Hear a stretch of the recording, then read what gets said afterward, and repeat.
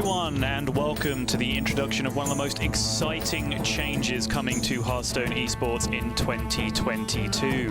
Lobby Legends is going to be the debut for Battlegrounds within the competitive Hearthstone ecosystem.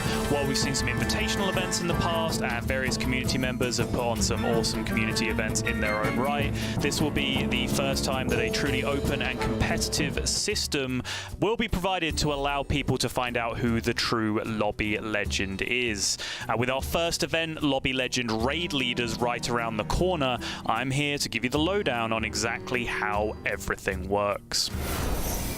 Qualification for Lobby Legends starts on ladder. Yes, the very same ladder that you are playing right now. You just missed a triple, by the way. If you manage to finish in the top 16 on ladder in any region during a qualifying period, you will find yourself invited to a 48-player qualifying tournament. Finish top 12 in that qualifier, and you are then joined by 4 players from the China region to make a 16-player Lobby Legends tournament. This process is then repeated throughout the year, with each individual Lobby Legends event offering a $50,000 prize pool, totaling $500,000 in prize money for Battlegrounds Esports in its debut year in 2022. So how exactly do the events themselves work? Well, for the sake of brevity, I will be referring to the Broadcast Finals tournament right now, but if you would like to know how the qualifiers work, you can check out the full rulebook, which will be linked in the video description. The 16 qualified players for a Lobby Legend event will be broken up into 2 different lobbies, each containing 8 players. These lobbies will each play 3 games of Hearthstone Battlegrounds, with points being rewarded for each individual respective finish within those games. At the end of the 3 games, the 4 players in each lobby with the highest total number of points will progress into a final lobby of 8, where the process is repeated, but with one crucial difference. In the final lobby, we will be implementing the check format, which means that players must first reach a cumulative total of 20 points to put the rest of the lobby in check, but then they must win a game, finishing in first place in order to secure the tournament victory. This means that towards the end of a tournament, we might have 1 player on 20 points or more, we might have multiple players on 20 points or more, all scrapping for that all-important first place finish that will end the tournament. Check format really rewards high-risk, high-reward play towards the end of an event, and it also means that the eventual winner ends on a high, going out with a game victory under their belt. And finally, it is with great pleasure that on top of all of that information, I can also announce that Battlegrounds Lobby Legends will be streaming on both YouTube and Twitch throughout 2022. Furthermore, players will be allowed and in fact encouraged to restream their own perspective throughout the tournament. So if you want to follow a particular player's route through a tournament exclusively, you can absolutely do that. You can hop around from multiple players, you can stick with the main feed, but if you really want to avoid those pesky sappable casters, you can absolutely do that as long as enough players are willing to stream their own perspectives. This sense of community involvement is something that we're very eager to promote this year with Battlegrounds Lobby Legends, and we really want the hills to be alive with the sound of rerolls, and for Battlegrounds Lobby Legends to be the talk of the town throughout the entire Battlegrounds community. And so that is you all caught up to date with Battlegrounds Lobby Legends. All that remains is to remind you to check out our debut broadcast, Lobby Legends Raid Leaders, which starts on April 2nd, live on youtube.com/Hearthstone and twitch.tv/PlayHearthstone. Also, don't forget to follow at HS Esports on Twitter to make sure you do not miss any crucial updates throughout the year. And if you really want to dig into the nitty-gritty and the finer details, the full rulebook for Lobby Legends will be linked in the description below.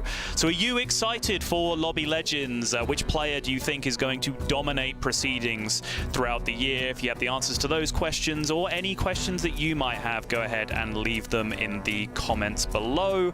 Take care, everyone, and we will see you in the lobby.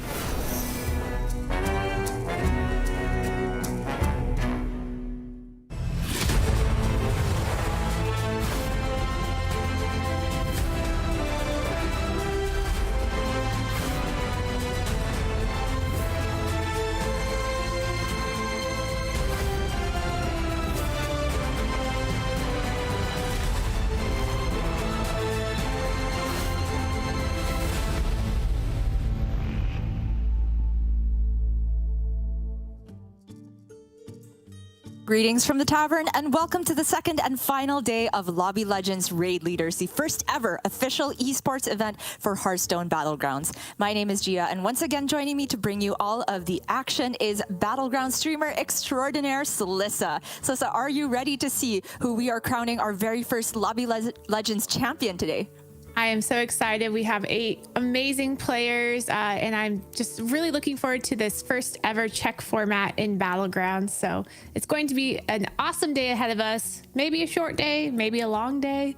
Who knows? It is very true. Super different to yesterday, where we did have a very structured schedule of Lobby A playing out 3 games and then Lobby B playing out another 3 games. And then we had our top 4 from each advancing on towards today. But now we are entering the Czech format, which, if we could just reiterate what Sottle was mentioning, is that this is now not scheduled in any way, shape, or form. We still do have our point system where players will be slogging it out to try and get 20 points first, but it is a dual stage process to try and become the champion. Could you go a bit more in depth, Slissa?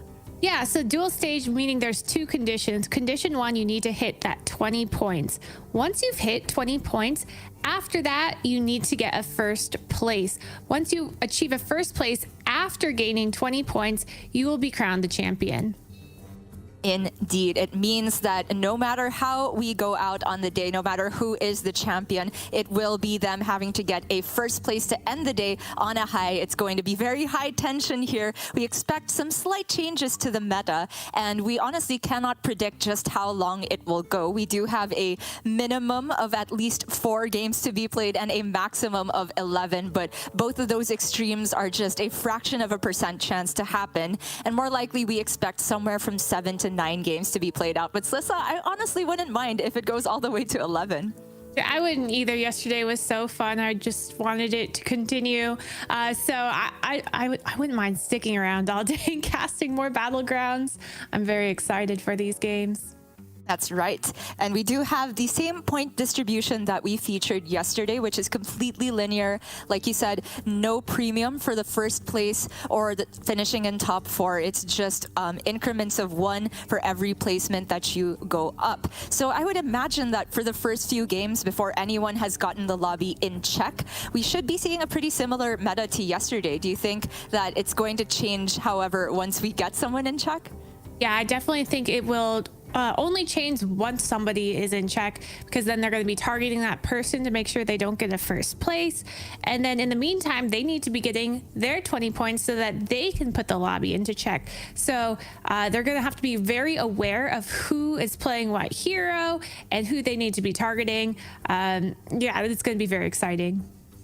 Right, and because there is no like big jump in points from, say, going from first to second, no, it's just increments of 1. I do think there's a very high likelihood as well that we could have several players entering check position at the same time, maybe around the 4th lobby, maybe around the 5th. And what our players will be playing for is, of course, a $50,000 prize pool here, where sadly half the field has already gone out yesterday with $1,250 in their pocket. But for everybody else, there is still a lot of money on the line here. Of course, the champion, the first one to win after being in check position, is going to get $10,000. And after that, we kind of stop the count. The points will be set in stone there, and that will determine who will get 2nd through 8th. Yes, very exciting. 10K on the line. Yep, I am super excited to see just how our players will be conscious of each other, whether or not they're able to sacrifice some of their own long-term potential just to get somebody in check to be a bit weaker for that game. But we can see the recap from yesterday. We started off with Lobby A with Zoinyu, one of the early favorites from Latin America, taking a very convincing victory with the Exodia Pirates. Yep, and Educated Collins was, you could just see they're so excited as he's making his way into 2nd place for the first game of Lobby A, and Pampada in 3rd place for our APAC region. Now into game 2, when we see Summer on Arana going the new Arana build with Murlocs. But yet again, Educated Collins on the Lord Bear off, just destroying players in the lobby and able to get another top 2. Yeah, there was a lot of deja vu in that second lobby with Ponpada, Zoinyu, and Collins all going on the same hero. But it was only Collins that was able to replicate that good result from the first game. And then we do see Ponpada taking a win with probably our favorite endgame comp that we saw all day with the triple golden Peggies. Very creative stuff. And because of it, he ends up being the lone Japanese representative that's still standing out of 4. Over in Lobby B, though, we started off with Goddammit very impressively taking a third on Edwin, which is generally considered a very bad hero, but it was a dragon showdown at the end here between Be Nice and Huff. Any thoughts on some of the other players in the lobby? Yeah, we were kind of counting out Ken and Kurt in the early games, but Ken and Kurt make a turnaround. You can see here, Kurt picking Mr. Bigglesworth over Gallywix, which was a surprising pick, but a correct one, as he destroys the lobby with Mr. Bigglesworth, his cat around him the whole time, encouraging him to play his best on the cat. And second place, our Chinese player Hoff on the Millhouse, playing a fun Bran Hogger Peggy comp.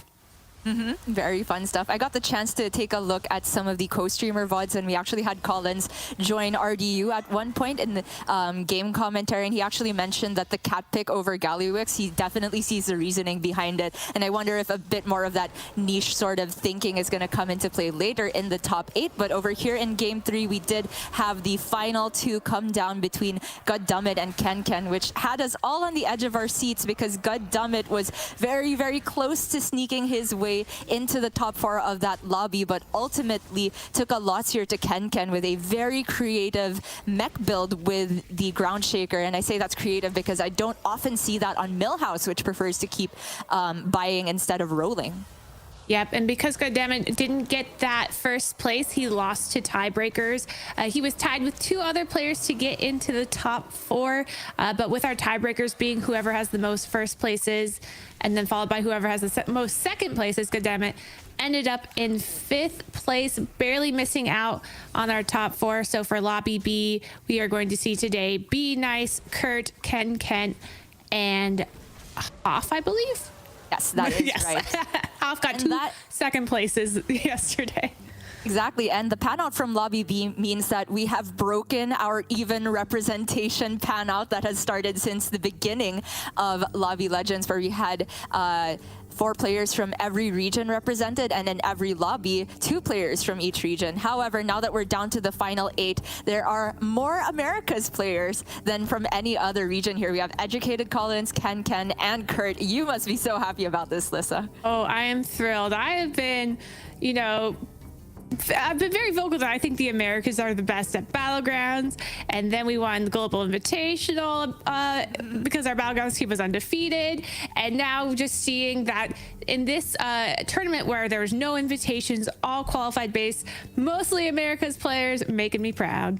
Absolutely, but a big shout out to Bayou and Hoff as well. We're at that same invitational. It seemed like China were playing on a very, very different meta game, but we see these 2 players very adaptive and willing to try and learn different strategies, and they've absolutely proved that China's scene is evolving and it's very strong at the moment. We do have Babofat and Be Nice from Europe there in the middle. Be Nice, I tuned into his stream a little bit earlier today as he was reviewing some matches and talking about maybe shaking off the nerves going into today. Just a very, very positive member of the community. I'm happy to see him represented. And then the lone APAC player standing is Ponpada from Japan, who has been lauded by many, many strong players in the BG community the world round as the best player in the world. I think early on in the Battlegrounds community scene, that was very true. He was just winning every single tournament he competed in, but this is going to be his biggest hurdle yet. I cannot wait to see how this pans out, Slissa. We have 8 amazing players. We have players who are willing to pick cats over Gallywix. What do you think is going to be the way that we see this tournament pan out? Any hot takes about what's the winning hero after somebody has it in check? Mr. Bigglesworth, obviously I'm going to go with that, or Patches. I would love to see a Patches gameplay where Patches takes first. So yeah, I think a lot of interesting heroes will be seen once we have the lobby in check. I want to point out that we went through some of the players' scores from the first stages of qualification into the semifinals, and Pampada has the highest average of placement, 2.7. So Pampada is winning in that kind of tournament sense. He has the best tournament showing so far. Right behind him is Be Nice and Kurt, or Ken and Kurt. So yeah, these are some of those like really highly efficient tournament game players. Be Nice having the most first places though, and first place matters. Some players struggle with those first places. Babofat has only gotten one first place through any of the qualifications and yesterday combined. So they have to be able to get a first place, and right now I'm seeing Be Nice has the most first places so far in this tournament. Unfortunately, I don't have any of the Chinese players' information from when they qualified, but using what we have, Be Nice is a favorite. I'm glad that you brought up how first places matter, because they absolutely still do today, but perhaps in a different fashion than they did yesterday, because the order of which you fulfill the two conditions to win this tournament matters here. Even if you get a first place, if you're not at 20 points yet, or if that's the game that gets you to 20 points, it does not mean that you automatically win here. You need to get 20 points, no matter if that comes from very consistent middling placements across many lobbies or a couple first places. And then after you hit that 20 points or more threshold, that's when you need to get a first place to finally lock out the game here. We are clearing any misconceptions right now, because the rules are not something that we're necessarily used to seeing in Battlegrounds, but I have no doubt that it is going to create a lot of tension and high octane competition towards the end here. We talked about Pampada a little bit. He is known as the Battlegrounds alien in Japan, or the alien from the Battlegrounds planet, I've heard. And one of the Japanese casters actually tweeted out a little like comic that he drew of Pampada sleeping in like some sort of alien pod as he charges up his energy to play today. I am very, very happy to see that there's so many players who have their entire community rallying behind them. And in the case of Educated Collins, they have one very biased caster rallying behind him. No, he has a lot of people rallying behind him. Just on Twitter today, he was so amazed by how many people were supporting him. So it's not just me. Maybe I'm swaying a few people, but I think he swayed them on his own. We are now checking out the hero selection. Hoffing offered Ragnaros next to Secret Hero. I'm not going to say the name. I'm just going to ruin it. No, that's fine. It's honestly a close choice, because I like Ragnaros' spot in the meta right now, but we can see here that mechs are out of the lobby, and that is a minion type that Ragnaros really benefits from, having Divine Shields, Mecharels, like double Deflectobot with Rag is a very, very consistent way to finish at least third in my opinion. But we do have Hoff on the Akazamzarak, which is also a hero that I feel can pretty consistently make it through to top 4. There's so many different scam comps you can go for with it. I do feel it suffered a little bit with the loss of Mayaxna, because that's one of the best minions that the secrets can benefit from, with splitting image and auto defense matrix, etc. But Murlocs are still in, so the Akazamzarak can go for poison, which is very strong without mechs in. And do something crazy with splitting image Amalgadons and have them summon many times using Chadgar, as I call him.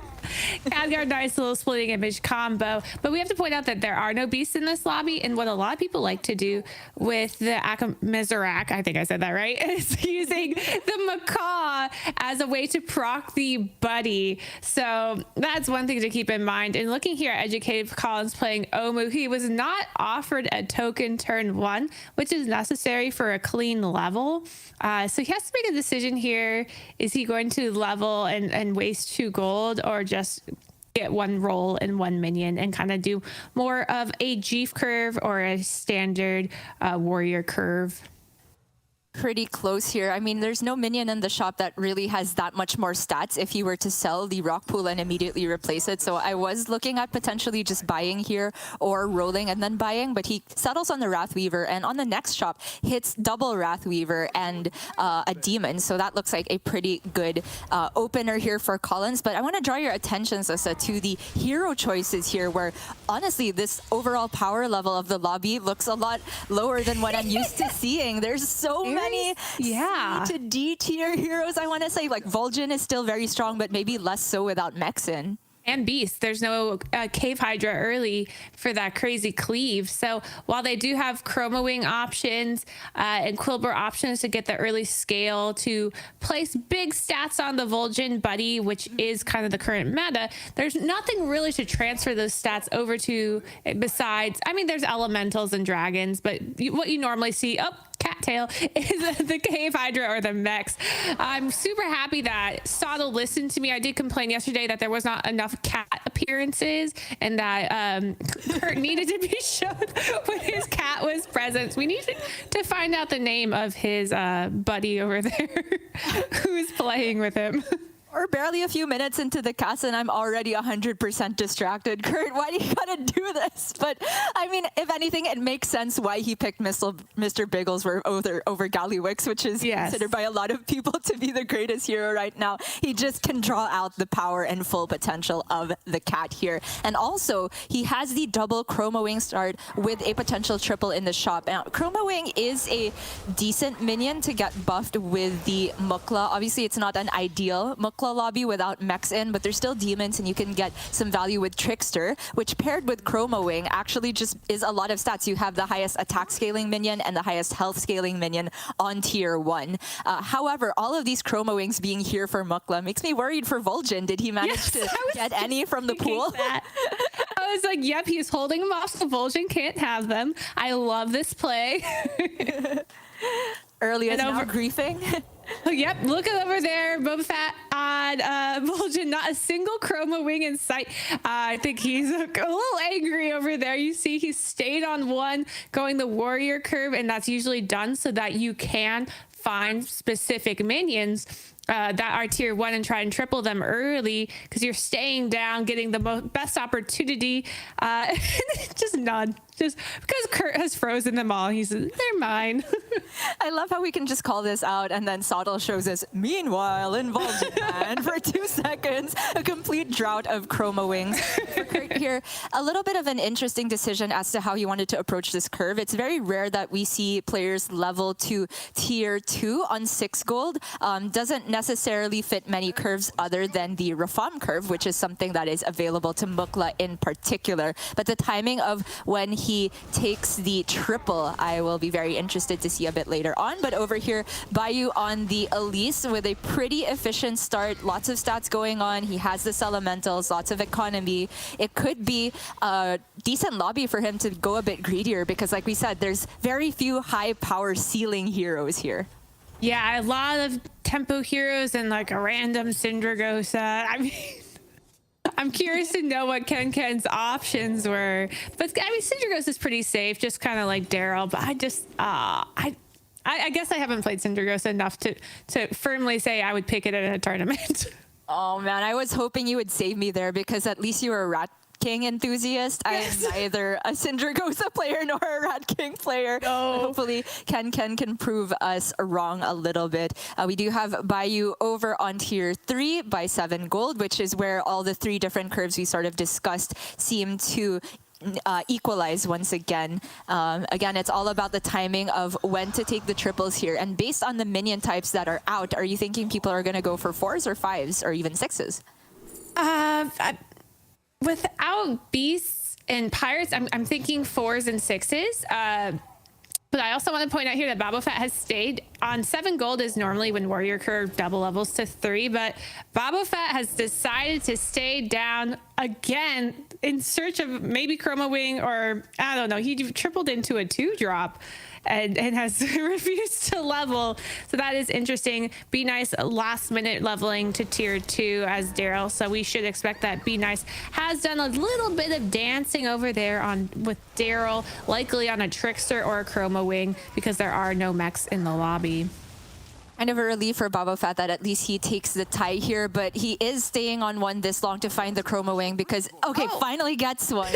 Because every level you take without a Chroma Wing is in some instances just lost stats here because you don't have infinite tiers that you can go up to keep doubling the attack on the Chroma Wing. So he finds it, I want to say, at the last possible moment where it's reasonable to stay on tier 1. And now it's about trying to get the return on investment. The buddy will come to hand next turn, and that means that he can swap the Chroma Wing stats onto the buddy and then regenerate the attack on Chroma Wing. But how do you feel about Vol'jin's general power level now after they've changed the buddy to copying only, or rather letting only the left minion copy instead of left and right?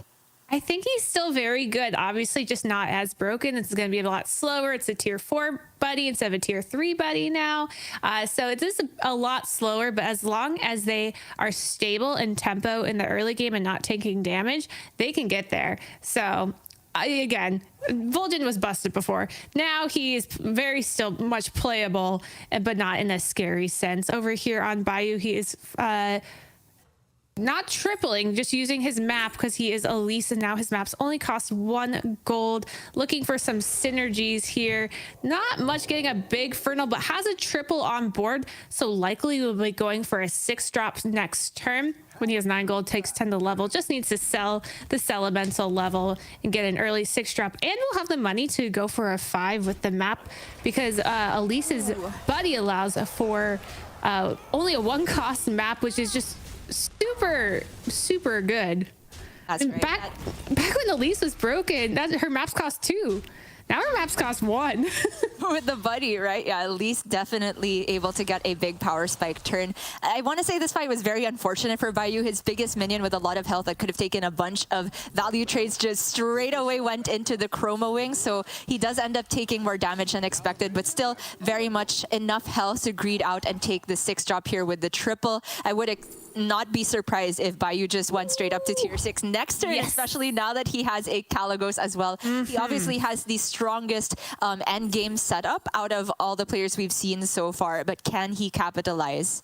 Yeah, so the reason we've talked about this yesterday, Kalagos just isn't that great of a minion right now. But with Elise, the buddy is feeding you minions of your tavern tier. And once it's golden, the buddy feeds you 2 minions of your tavern tier. So dragons is a very good minion type to go as Elise because they can feed you Kalagos, Amalgadon, or Nadinas. And you can just stack them all up and just knock your whole lobby out. And I think our player realizes that and is going to be going hard. But over here, Ken with the Syndragosa tripling into Mithrax does have quite a few minion types. So this is looking good, but is it enough? Definitely looks like good stats for now, but this is my concern with Syndragosa. Once those first 3 to 4 turns have passed and you've gotten the value from your hero power and you have more stats on average than then, the hero power falls off really quickly. I feel like the additional stats you get from that don't matter too much. However, he did manage a triple on the refreshing anomaly, which I assume all 3 pieces of that got hit by the Syndragosa hero power. That's why it's so buffed. And maybe he can leverage this tempo into a good enough position to power level and try and keep up with Elise.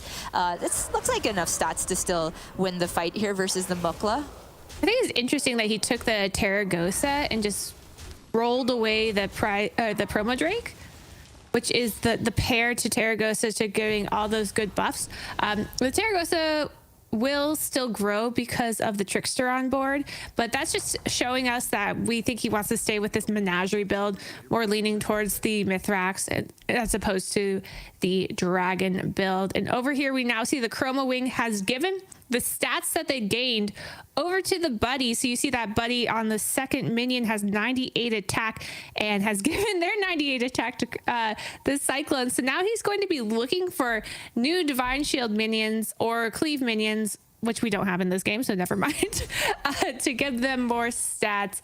Picks up a Gem Splitter, so obviously knows he's going to be trying to force some Divine Shield gaming, looking at this Argus as well to protect the Gem Splitter. Finds a triple, though, in the Refreshing Anomaly. Yeah, and on 5... It's not in many good hits without the mechs, but he could still get some Quillbore synergy, right? Agam, I think, is still viable from this position. Definitely. A 98 attack Deadly Spore. Amazing. That's double poison. Not quite what he's looking for. He's going to be giving this attack and health to the minion in the shop to eat his Trickster? Maybe? So, not much better he can do with this. Not really hitting Divine Shield minions in the shop. Even a Bronze Warden you would take at this instance. Another Crackling would be amazing. But again, like you said, no cleaves available, so Vol'jin's overall power level not quite so high. But the most interesting thing I find about Vol'jin is sort of like the rhythm of the copying, because I feel like you need to switch the Chroma Wing stats to your buddy, and then at some point you need to put the buddy left of the Chroma Wing left of the buddy so that it gets the attack back, and then you can level again. We saw that this turn he's not necessarily putting the stats back, so he's maybe hoping to stay on tier 4 a bit longer. But switching over to Hoff's perspective, he has the buddy now with a Baron, which is a very good opening setup to get those scams going. Yeah, it's very much what you're looking for. There's no Macaw because there's no Beast, but getting the double secrets every turn is going to be important. Then once that buddy triples, they're going to be getting 4 secrets every turn. A lot of scams, a lot of long terms. And Educated Collins goes out in 8th place with a Caligos and Nomi in hand. Not sure what was going on there, but that is a huge bummer for Educated Collins going out so early in the game. I believe we're around turn 8 right now, which can happen with a greedy hero like Omu, who over levels a bit, got to tier 5 just too soon and hit someone that's power spiked. Very, very unfortunate to see there. We have Pampada, who haven't seen since the very beginning with a snap hero selection on the Galewing. And honestly, Galewing, I feel, is kind of an underrated hero here. The only tier list that I've seen from the community that places Galewing high has come from the Japanese community. I unfortunately can't remember whose it was, but I was surprised to see that they put it as high as B or A at the time. I think this was before the friend of a friend meta, though, but buddies were definitely in. And I thought that the buddy from Galewing just speeding up the flight path by 1 turn was difficult to use, but we see here Panpada made very good use out of it, got a pretty good demon setup, is really only missing a Fellbat, and that's the direction sold. However, he's in the danger zone and there's still no damage cap, so everyone's in the danger zone. I want to point out that his hero power, he's used the flight path that reduces leveling by 5, as opposed to using the flight path that gives you a minion of your tavern tier, which is more common to use on our servers. So maybe that's what they've discovered on APAC, is just using Galewing more for leveling and going for that 5 every turn, or for 2 turns until you get to tier 6, and then using the flight path that gives you a minion of your tavern tier. Yeah, Galewing is honestly so difficult to time correctly, because if your buddy comes 1 turn, oh my gosh, the Nadina didn't go off. That's huge for Pampada.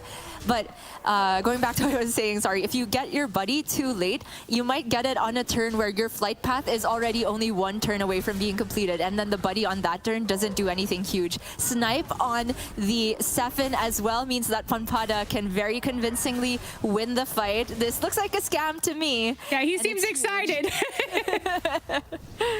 I think this is probably a scam, and now we're going to see him being able to level to 6, as well as get a double triple into 6 drop with the Big Fernal on the board and his buddy. Oh, well, he might not level 6, but Fellbat is discovered. Ooh. With this Big Fernal. Can he get maybe an Imp Mama or another Fellbat? The problem with double Fellbat is it doesn't make double stats.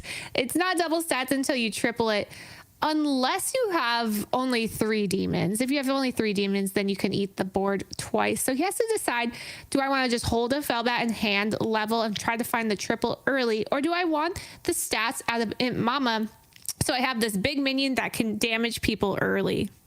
Yeah, it's very close, especially since he has that golden Big Fernal. That Imp Mama has additional value for every demon it summons, buffing that golden Big Fernal by +2/+2. Ooh. But honestly, that fell bad seems very late compared to what some of our players were doing. We said Bayu had the best setup to go for a good endgame comp here, and he absolutely has capitalized. It's a double Caligos with a brand. He is looking like the front runner in the lobby, and there's an Adina now as well. I don't think that Kurt can keep up with this. Soddle's like, you're going to want to see this, Gia. Let me show you some magic. Thank you, Soddle. Yeah, this is quite exciting. The buddy has been sold off, so he will no longer be fed 6 drops every turn, but he has double Caligos. He has double or a single Nadina and a brand. I don't really think he needs more 6 drops because he's already tier 6, can go find him on his own. But the Golden Murazon is always so fun to watch. Very exciting turn. And we have the Pressure Power Spawn to try to beat out Divine Shields that Mukla might have. And he does because of the Nadina. And the snipe, but keeping Nadina unkilled. However, because both players had access to Pyro Spawn, I guess the Nadina not going or still going off there is not a huge deal. I think this is still going to be a very convincing one for Bayu. Simply too many stats on his side. Once the Divine Shields are factored out, it still comes out in favor of Bayu with the stat advantage here. I'm interested on how he is going to use the open slot though, or which minion he would rather sell to get the open slot to keep playing Battle Cries, because he does have a spare Nadina in hand, but the Murazon also is a lot smaller than the other dragons, and having double Nadina can be very powerful, but maybe not this early on. Yeah, so good position for Be Nice, though he probably was decently scared with someone dying so early in the lobby. That can be a little bit detrimental to Daryl once they face someone who has popped off and they're about to face Galewing, who we know has double Fellbat, possibly triple Fellbat by now. So definitely needs to get to dancing. Has danced on 2 minions, looking to dance on that third Glyph Guardian. And he knows he's still on tier 3. That's to allow him to dance as much as possible, selling out all of these minions and just focusing on minions that can give him a lot of stats. So this Glyph Guardian will get double attack when they attack, which works out nice for him. But is it enough compared to how much the lobby has grown? If I look at this board and think that he's going to have to face these Nadina Caligos players soon, he's obviously dodged them from now, right? Yeah, that's right. I love the point you brought up about the Daryl being ideal to stay around tier 3, because on tier 3 there's 4 minions in the shop, right? Which means that at 10 gold you can buy 3 of them and perfectly isolate the one that you want to buff, and you don't waste any of the buffs from the dances as long as you are able to buy those other 3 first. We have here a decently statted board, but again, we haven't really seen just how much the scaling has worked out for Ponpada so far. I would honestly be a bit scared for Be Nice here, and the high stats on the selfless hero might come back to bite him. If there's a small taunt in the way, he might not get the Divine Shield on time. Yeah, I mean, he did taking a ghoul on the other side for Ponpada, but it doesn't look like it's gonna be enough, even with the poison, even with the tech of the ghoul. It looks like Be Nice will convincingly take this one. Yeah, breakpoint on the Glyph Guardian, absolutely huge, just surviving at 1. But still, Ponpada's alive here. Being at 5 or 7 is effectively the same at this point in the game. So he will really have to get something big cooking later on. Ken on the Syndragosa has managed to leverage that early stats from the hero power to get to an Amalgadon brand position here. He's played it, like you were saying, how most people would approach a Greybao, maybe, of just getting early stats and then using those to power level. Yes, I love seeing the Amalgadons. I'm sure Hoff on the other side is wishing he had those Amalgadons so he could splitting image them, and not going to be enough to knock that ice block off the head of Hoff. So we still have top 7 here. We're going to see what can we do with this comp. We have so many golden minions. Terragosa just growing from the the trickster that's now dead. And now a Caligos. Honestly, I thought Ken was already on tier 6 here. I confess I didn't look to the left side of the screen where we could have that information, but that means he hit Amalgadons off of his triples, and one of them was a perfect one with the Divine Shield and Poison with the Bran. Some pretty good stuff here. Has the Seafood Slinger, and now a pretty good target for it. I was honestly looking at the Sephin, but he goes for Golden Tad instead for more economy. Yeah, I think you can just end on the Sephin because he only needs one divine or one poison. But yeah, I was looking at the same thing as well. My instinct was to golden the Sephin, but then this play definitely makes sense. Looking at the triples, not really much what he's going for, but Felbat does have synergy with the Amalgadons, and Zap could be a good tech. We know that Vol'jin usually has really big attack minions, but not very big health minions, so a Zap could just take one out. And we see over here Pampada going crazy with the brand, trying to get as much skill and money as possible. Oh, and he found his triple Felbat.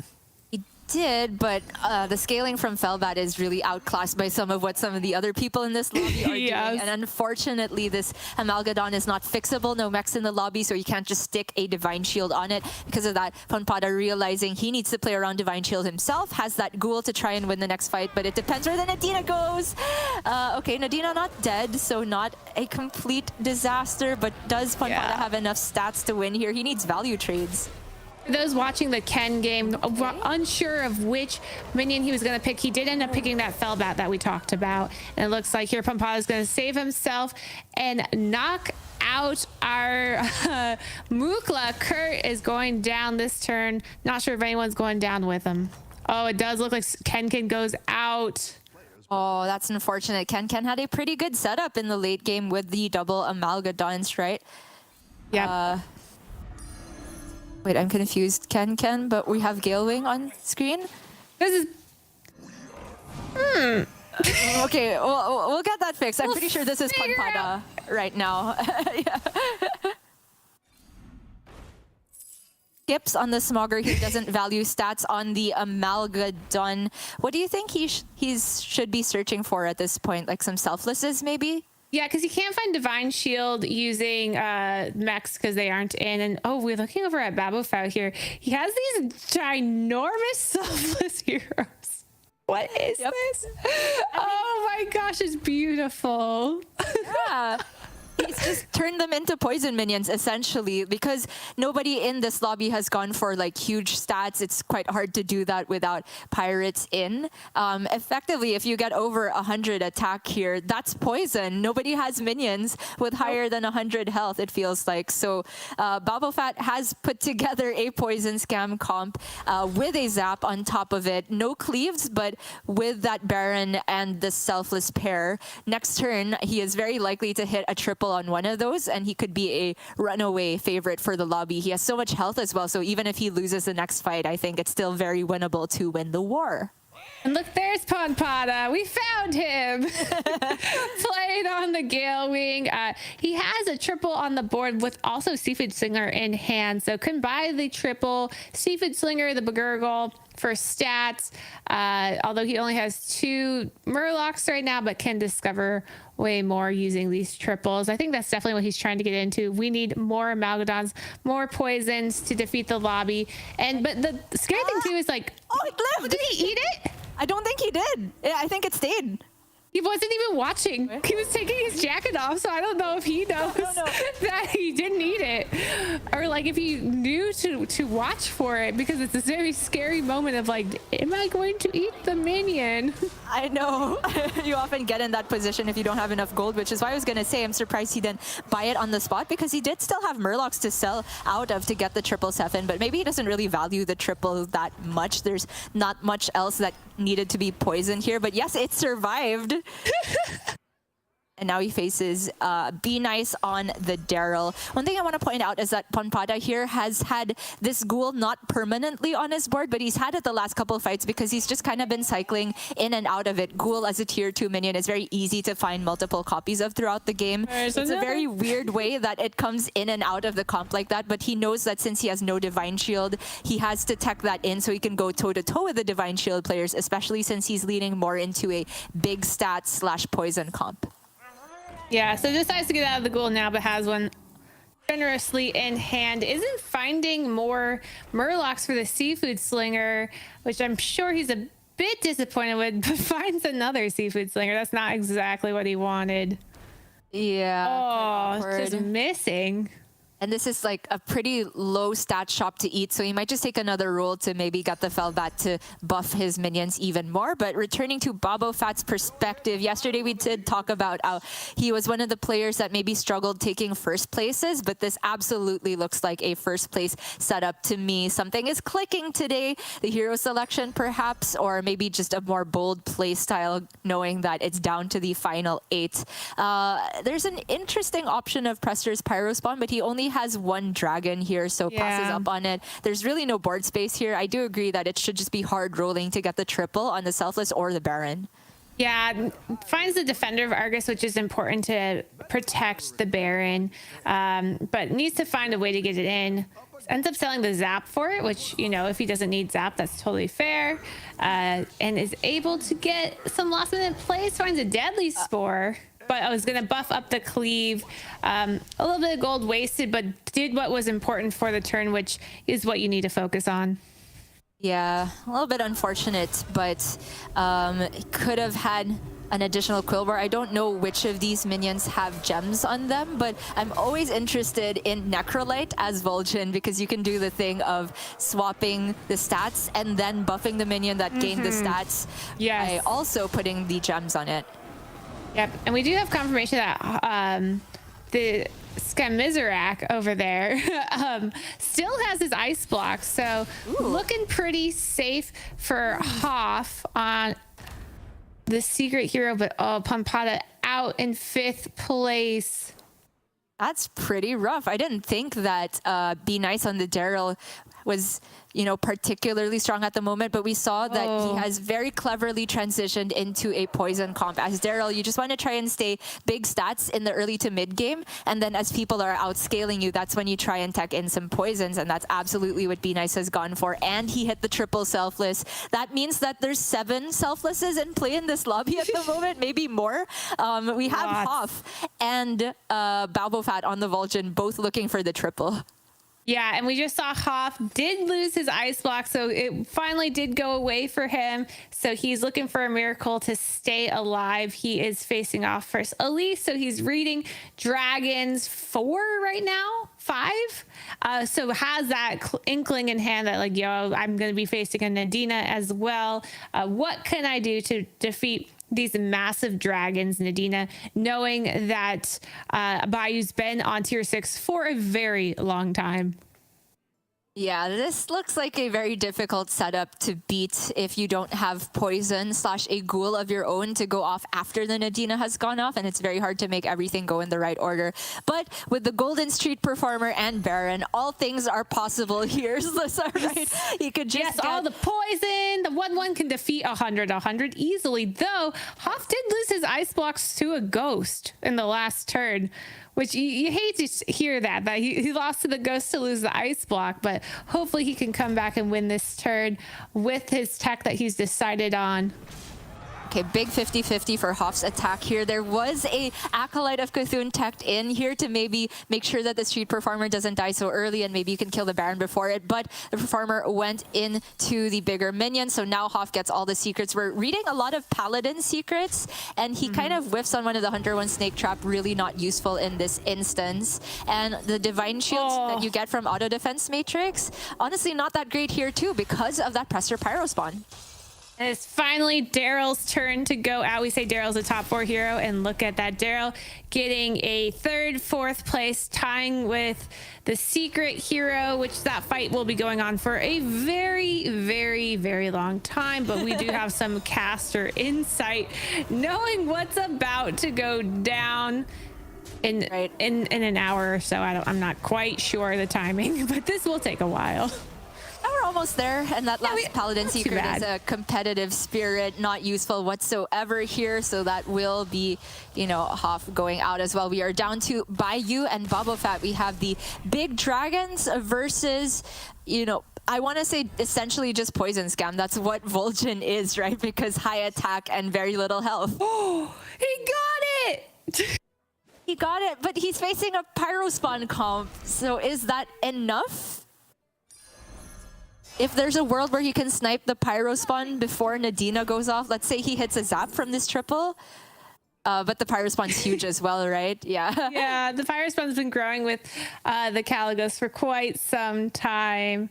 So I think this is likely the end of the road for Baba Fat, but I still want to see his board pop off. With such low health minions, Vol'jin is really susceptible to things like Mechano Tank and Soul Juggler, but obviously that's not what our opponents are doing because there is no mechs. But yeah, I think this will likely just be the end of the road. I thought he was going to play the mythical double Baron board. I was so excited. We do see that Babofat has sold out of his buddy. I think that's the right call at this point. He's got enough stats that the attack on his minions can challenge the health on anything else in play. But like you said, there's no great way to beat the Pyro Spawn at the moment, which is going to shave off all of the shields that he gets from the Selfless Hero. And also his only pseudo cleave of the Wildfire Elemental just going straight into the Divine Shield, not getting that much value is a bummer. However, still doing pretty well here. Okay, it's a win. Yeah. I was writing him off. I was, this is not going to happen. But Babofat, I think I might have got to him when I was joking that he can't get first places. He took it to heart and he said, I'm going to show Slissa what's up. I'm going to get a first place with Vol'jin while staying on tier 1 for till 8 gold. Getting the win. Yeah, that Chroma Wing was being very shy, but showed itself at the last possible moment, and Babofat absolutely capitalized. Well-deserved victory there, making it work even without the mechs in or cleaves in for Vol'jin, which are generally the insta-win recipe ingredients for Vol'jin comps. However, big story here is that we have 2 ties in our first lobby, Be Nice and Hoff, and then Ken and Kurt. And we have Collins with no points, unfortunately, which is very, very scary to be in. But keep in mind, this is the check format. So as long as the points across the rest of the board even out, as long as there's no player truly running away with it, Collins still has quite a lot of time to recover. Yep, he has time to get to that 20 points. And because maybe someone puts the lobby in check before him, players will be targeting that person and giving him an opportunity to get up to that 20 points as well. So we still will likely have many games to go today. Possibly 4 games, possibly 11 games. We're not sure it's going to be either a long or a short day. We're hoping for a long one, though.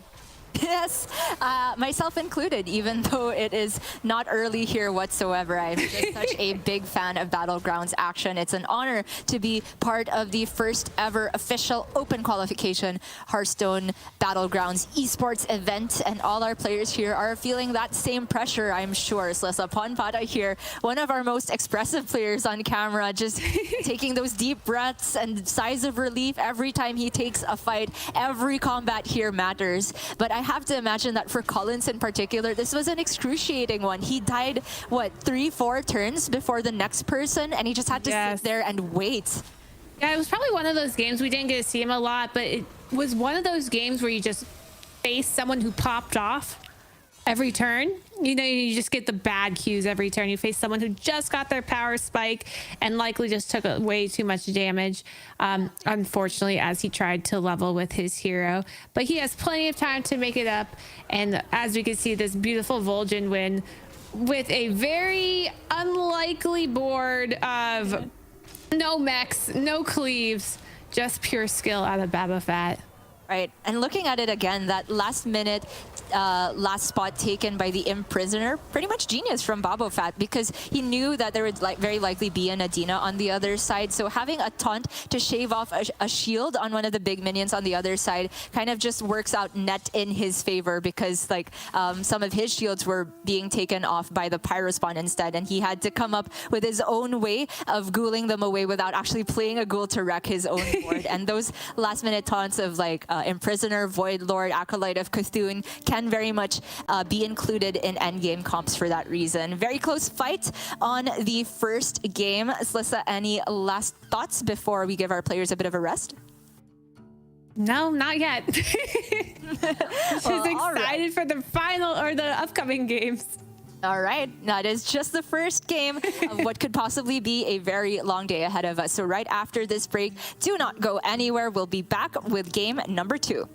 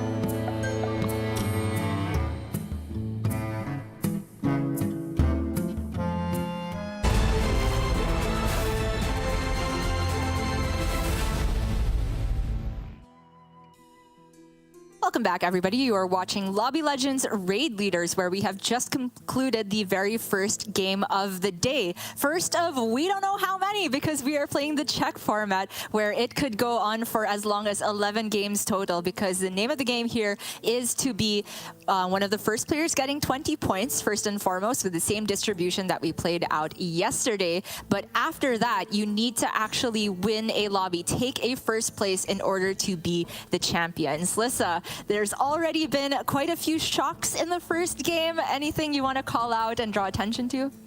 I mean, I think Educated Collins was just being nice to the lobby, giving them a little bit of a lead as he plans to charge his way back up.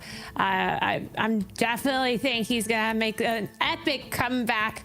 We saw some really interesting hero picks, not the typical lobby you would see on ladder, so that was quite interesting. I wonder if we'll see some more standard hero picks next round. But as you can see here, we are looking at these curves sheet, because you could probably hear Gia and I talking about these different curves during the game: the standard curve, the Jeef curve, and the warrior curve. And she is going to talk to us about that a little bit. Oh, I am, sure. Okay, so the standard curve, like we know on your first turn, you have 3 gold. You can't afford to level yet. It costs 5 then, so all you can do is really buy.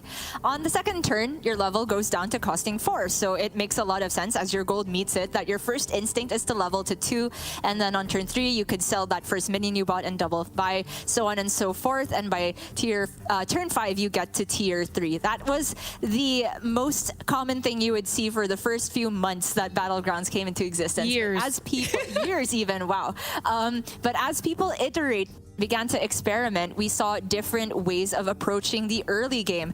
Jeef, who is a competitive Battlegrounds player who's finished multiple times at the top of the Americas server, really popularized the Jeef curve, which is known for leveling on the 5 gold turn tier 3 rather than on turn 3 rather than on turn 2 here. And this is something that has kind of hybridized these days, because you don't necessarily power level to tier 4 and tier 5, even though it costs the perfect amount on those turns. Yeah, we used to level to 3 on turn 4 and then level to 4 on turn 5, but with buddy meta, that's actually slowed down a bit, and you likely don't level to tier 3 till turn 5. And then this last thing, warrior curve. When you watch a player stay on tier 1 forever and ever and ever, that is called the warrior curve, or you might have heard it called the shiny curve, because you're getting as many goldens as possible. You're just staying on tier 1 to collect pairs, freeze triples, power level to tier 4 or tier 3 in order to triple into a 4 or a 5 drop early. So that is known as the warrior curve or the shiny curve. Right, warrior curve was definitely what everybody was going for a few metas ago. Right before buddies came out, it was the avenge meta, where it was all about trying to hit the dazzling light spawn or the nest matron or a tank, all of which are tier 4 minions that you can triple into, and just having as many possibilities to triples by staying on tier 1 and narrowing down the pool of minions made a lot of sense. But these are not the only curves in the game here. There's so many different ones. One of the main ones that we could also mention is a Reform curve, which applies to almost all the heroes with a 1-cost hero power, where they do buy, and then on turn 2 they can buy again and still perfectly spend their gold by using the hero power. And there's so many different ways you can approach the game. We saw just a while ago that Babu Fat on the Vol'jin did an extended warrior curve, staying 1 more turn down on tier 1, and these are definitely not set in stone. They should just be guidelines. And if you're interested, dear viewers, on learning more about the different strategies and Battlegrounds, there is a very helpful community member you can find on Twitter, @MinderRoots, who on his Twitter has pinned a curve sheet of all the different strategies that you can go for on each hero. Very educational stuff, if you don't mind reading a lot of text. Yeah, he has a whole spreadsheet of what heroes work best with what. And again, things are different. We talked about that extended warrior curve. That can work a lot with Reno, because you're trying to force triples so that you can hero power a minion. Things are flexible, but that's what's great with coming up with all these new curves. Is we used to just do standard curve, no change. Reform curve came a little bit later because Reform was a newer hero at the time, but now there's so many options for the curve that it's made early game of Battlegrounds super complex. As we go into game 2, we see Be Nice with some interesting options. Omu, Yogg, Rakanishu, Skycap, and Crag. Keep in mind there are no beasts, dragons, or pirates this game. He is going to go with the fun Yogg pick. Educated Collins on the Gallywix. Let's go. Keep in mind no pirates or beasts for him though. Hoff takes a Toki. Oh, I missed what those other options were, but Toki quite interesting. Babu Fat playing the guitar. He's singing a song. Oh, wow. He's feeling it. Is he trying to summon a hero there? AFK has little music notes when she wakes up, right? But we do have a Finley choice here, which I agree with. I'm not a big fan of Malagos anymore after the Murloc Tidehunter has left the minion pool. But Finley definitely capable of spiking very hard. As long as you find a hero power, which has a corresponding buddy of tier 4, you're already getting great value because Finley gets his buddy on tier 3. Now, unfortunately, we cannot see who Finley has been offered for hero options. It is a very interesting decision. He is going to take Skycap and Crag. So Skycap and Crag has the hero power that it saves up money in this little money piggy bank. And you don't want to use the hero power until you need the money. It will scale 1 gold per turn. So eventually you can get 7 extra gold, 8 extra gold, stuff like that. And then has a tier 4 buddy, but with Sir Finley, he will get that buddy on tier 3. So Sir Finley picking Skycap and Crag here, excellent decision. Early hero power, or early buddy, and because the buddy is a Battlecry buddy, can get use out of Bran. Yeah, that buddy will give him another huge turn of gold spike. So it means now that the Finley on the Crag has 2 turns where they can truly try and pop off. The timing of when to cash out your hero power, I find is very, very interesting with Crag. We see some players try and greed it as much as possible when they get to 10 gold, for example. But sometimes it's correct to go for it a bit earlier if you find a very good shop that you can buy immediately and maybe save you a lot of health for the next immediate fight. But over here on Kurt's side, we have Rafam. We did just mention the Rafam curve, and that's exactly what he's gone for with 2 of the best minions to get in the early game to do so. That Swamp Striker plus the Rockpool Hunter is already an iconic duo, I want to say, and should be able to win almost any early game fight while he continues to get value from the hero power and copies a pair. Yes. Very good start for Rafam. I want to just say we have a lot more standard heroes going on this game. Rafam isn't seen as much in this meta, but oh my gosh, Kirk gets offered another pair of Swamp Strikers and a triple that he can freeze in the shop very nicely. This is just the most stats you can basically start with in any game right now because he's getting double Swamp Striker, double Rockpool Hunter, so many stats, and might even steal a tier 2 from Hoff. I don't know if Hoff has decided to hero power early, but they did stay on tier 1. Yeah, there's honestly a curve for Toki as well, where you can like on turn 2 sell out of the minion you bought on tier 1 so you can level in hero power. Even if you don't have a board, it means that you can buy a 3-drop on the very next turn. But we saw that Hoff went for a more reserved style of play of buy into buy hero power into buy and hero power again. So he has a 2-drop on board in the Tough Tusk and has frozen the Harvest Golem in shop. It's a lot of stats for now, but I don't think enough to beat this amazing Murloc start from the Rafam. Also want to draw attention to Ken. He is on Syndragosa again. That was him last game, right? But Wait, no, that's Shambhala. Sorry, it's a blue hero. I'm blind. I was like, what? There's another Syndragosa. No, my bad. No, we do see him on Shambhala, though, which is a very fun hero. And Educated Collins will be taunting him with all his elementals. As we know, Shambhala thrives on early elementals, but so does Gallywix. So Gallywix going to say to him, no. I am the true elemental hero. But a little interesting of a turn for Collins because this triple is way too early. He isn't able to double level or anything. And the other minions on the board are decent. He could just freeze for it. There's a pretty interesting, I think, line of maybe buy the Weaver, buy the Imp. Then you could sell the Imp and level, or you could sell the 4-2 if you want to keep the Trickster around. I agree with you that it's too early to take this triple, and if you take it now and don't play it, he loses too many stats. So he does go for this line of just selling out of the demon after it's applied its +2/+2 buff for the Wrathweaver, and we can see that because it's Elemental, it's a double triple guaranteed for Collins here. It's really the timing though of when he wants to cash out. Do you think he's gonna go for 4s or 5s? There's no pirates, no beasts, so I don't. And no dragons. I could see him going for at least 1 4 and deciding if I want to go for double 4 or single 4, single 5. The thing with Gallywix is that they really want brand for when they hit their buddy. So that is the reasoning to always go for 5. But at the same time, you can always try to play safe, go for 1 4 drop, then go for 1 5 drop. And we're going to see what he decides to do here. He could go for his first triple here, technically. He has the money to do so as long as he sells the minion. He is going to do that. Likely will go for a 4, if I know Collins, which I do. Yes, you do. And hits that Dazzling Light Spawn. Doesn't have a lot of Avenge units currently.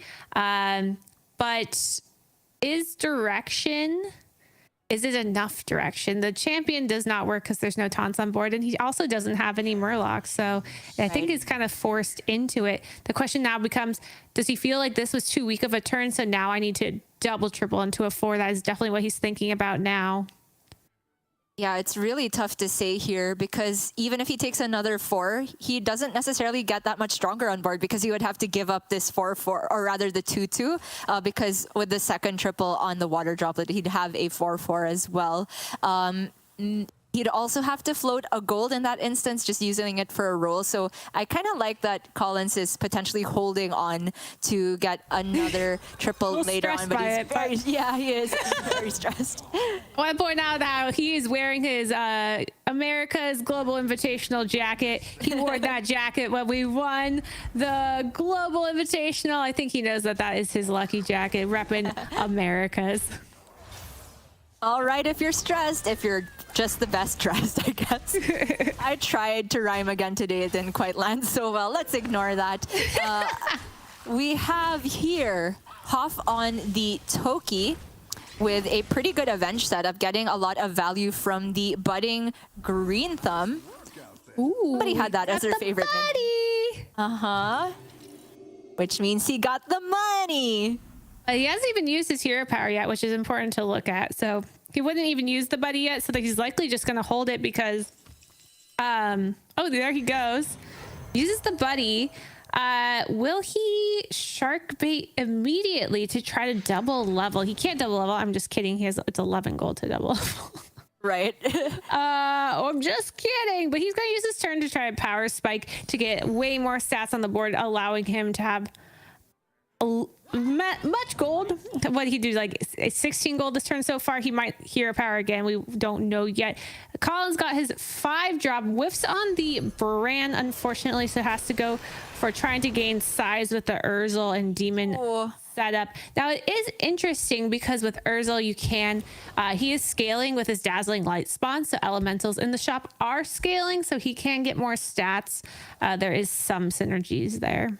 Looking really rough for Collins a while ago because he ate the worst minion with the Urzel Horror, and he's also down in the low 20s here, approaching the danger zone. But Babafat had a very interesting turn of just like using the hero power, not for maximum long-term value, but to power spike on a crucial turn, which I think is a mark of a experienced player of Captain Crag. Panpada here on the Arana Elementals here, sort of Elementals. Like, he's got a good setup, but he's not necessarily going to stay down and just do party rock stuff because he has a pretty good Avenge setup with the Light Spawn. This could be the rare Arana dreaming bigger type of comp. Yeah, you normally don't see Arana's leveling quite aggressively until they have maybe 5 party elementals and a couple rocks, but yeah, but maybe he just wasn't getting them. He wasn't going to force it, and did find an early Dazzling Light Spawn, able to do 7 damage to Be Nice on Yogg, and now is going to face off with Toki. Educated Collins down in the danger zone, 13 health, a bit scary, plus he still has Wrathweaver on board, so he can take more damage. He's going to be looking for a minion to put his Battlecry buddy on to get this extra boost in stats. Looking at the Domo in the shop, because Domo just has a lot of synergy with Gallywix, but decides not to take it and goes for the Anoia module because it is a good target for the buddy of Gallywix. A bit rough though that he goes into the buddy activation turn with no additional gold saved up, which is something you ideally do with Gallywix, but I guess it's a sort of side effect of Collins having to use his tokens to hit an early triple. That was only the real thing that his board was doing at that point, and with no beasts in, there was no way of really printing even money for the next turn with alley cats. Maybe Tads at some point could have helped, but it looks like he hasn't hit any. Still a good turn in terms of stats built up though. Do you think he's gonna expend the buddy here on the module just because it's a divine shield? Yeah, he has to. He's in a situation where he's in the danger zone. He's about to die any moment now. Does the extra sell just for that extra 1-1 in stats for the buddy. Gets a 14-16, which is good at this point in the game, but is it enough? Has Shambhala popped off is the scary point, because Ken on Shambhala, we don't know what they've been up to, and Shambhala can be either a really strong hero or a really weak hero depending on what they've been offered. And it looks like Collins is going to have enough, right? Oh, maybe not. I don't know. Oh, it depends where the Urzul goes on.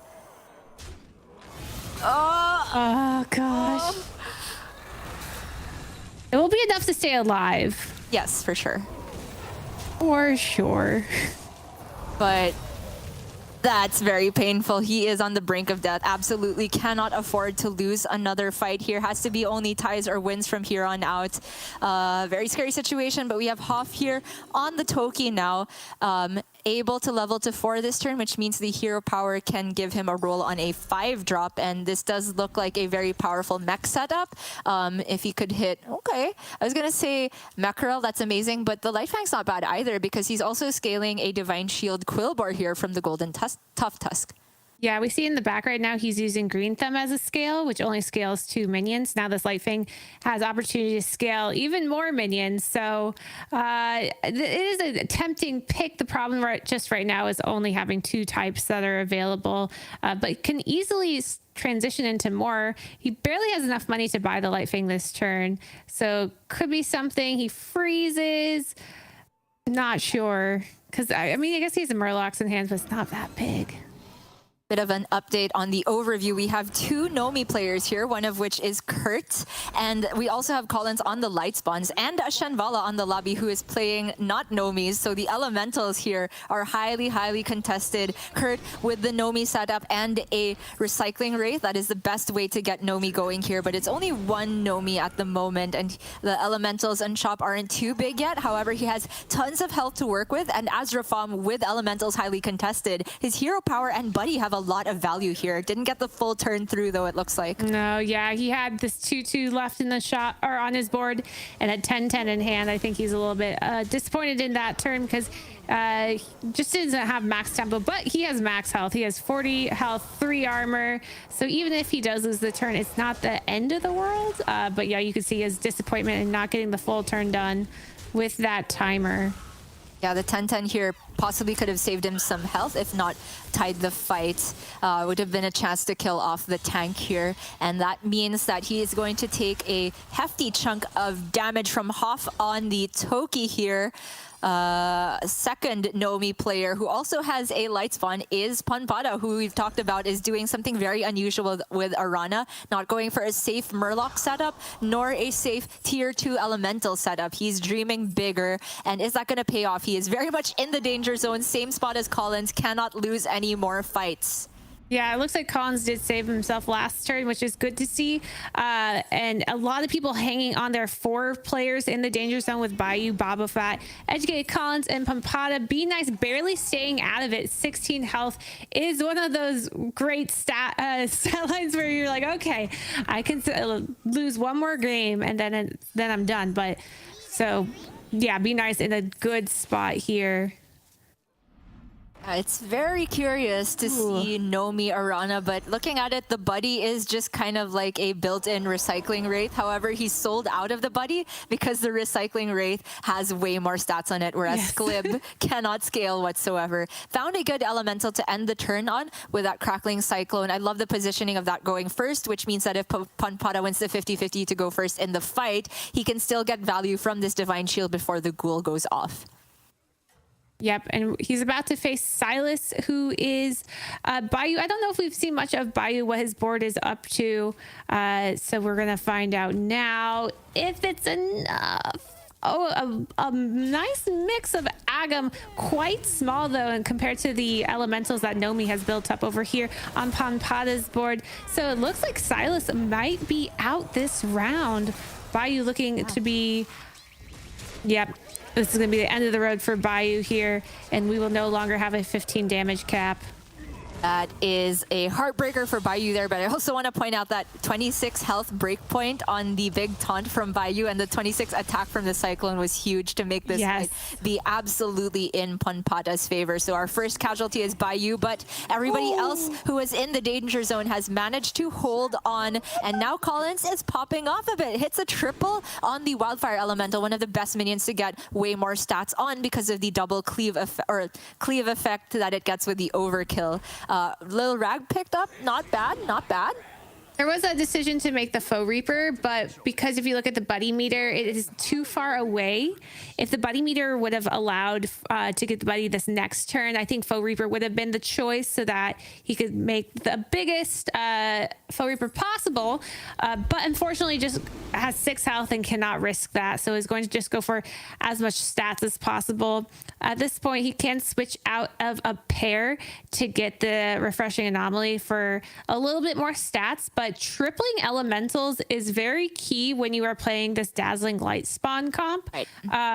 You have to force triples because that's really where you get your stats. And that's why it was such a big deal that he was able to triple on this turn. His opponent, Ken, is over here playing Bran comp with an Amalgadon in hand and a golden SI Sephin. So we'll be able to get some poisons, but will the poisons show up too late? Yeah, he has a few more rolls here, but I'm sorry, can we go back to Colin's board a little bit? Because I wanted to call out here that the Lil Rag, I feel like he was going to sell out of that after just getting the +4/+4 from playing the Wildfire, but it ended that the +4 went on the Lil Rag itself, so he had that decision you were talking about to sell out of the pair instead. He's also gotten rid of the Void Lord now, which is really the only good scaling he had for the Light Spawn. He's paying full respect here to Ken on the Shenvala, and will it be enough here? I think it's all about the timing of the Avenge here. The Amalgadon will get the poison. It will. That's not going to be enough damage coming from our elemental side. Oh, it has 25 health, but no! The plants! Lance OP.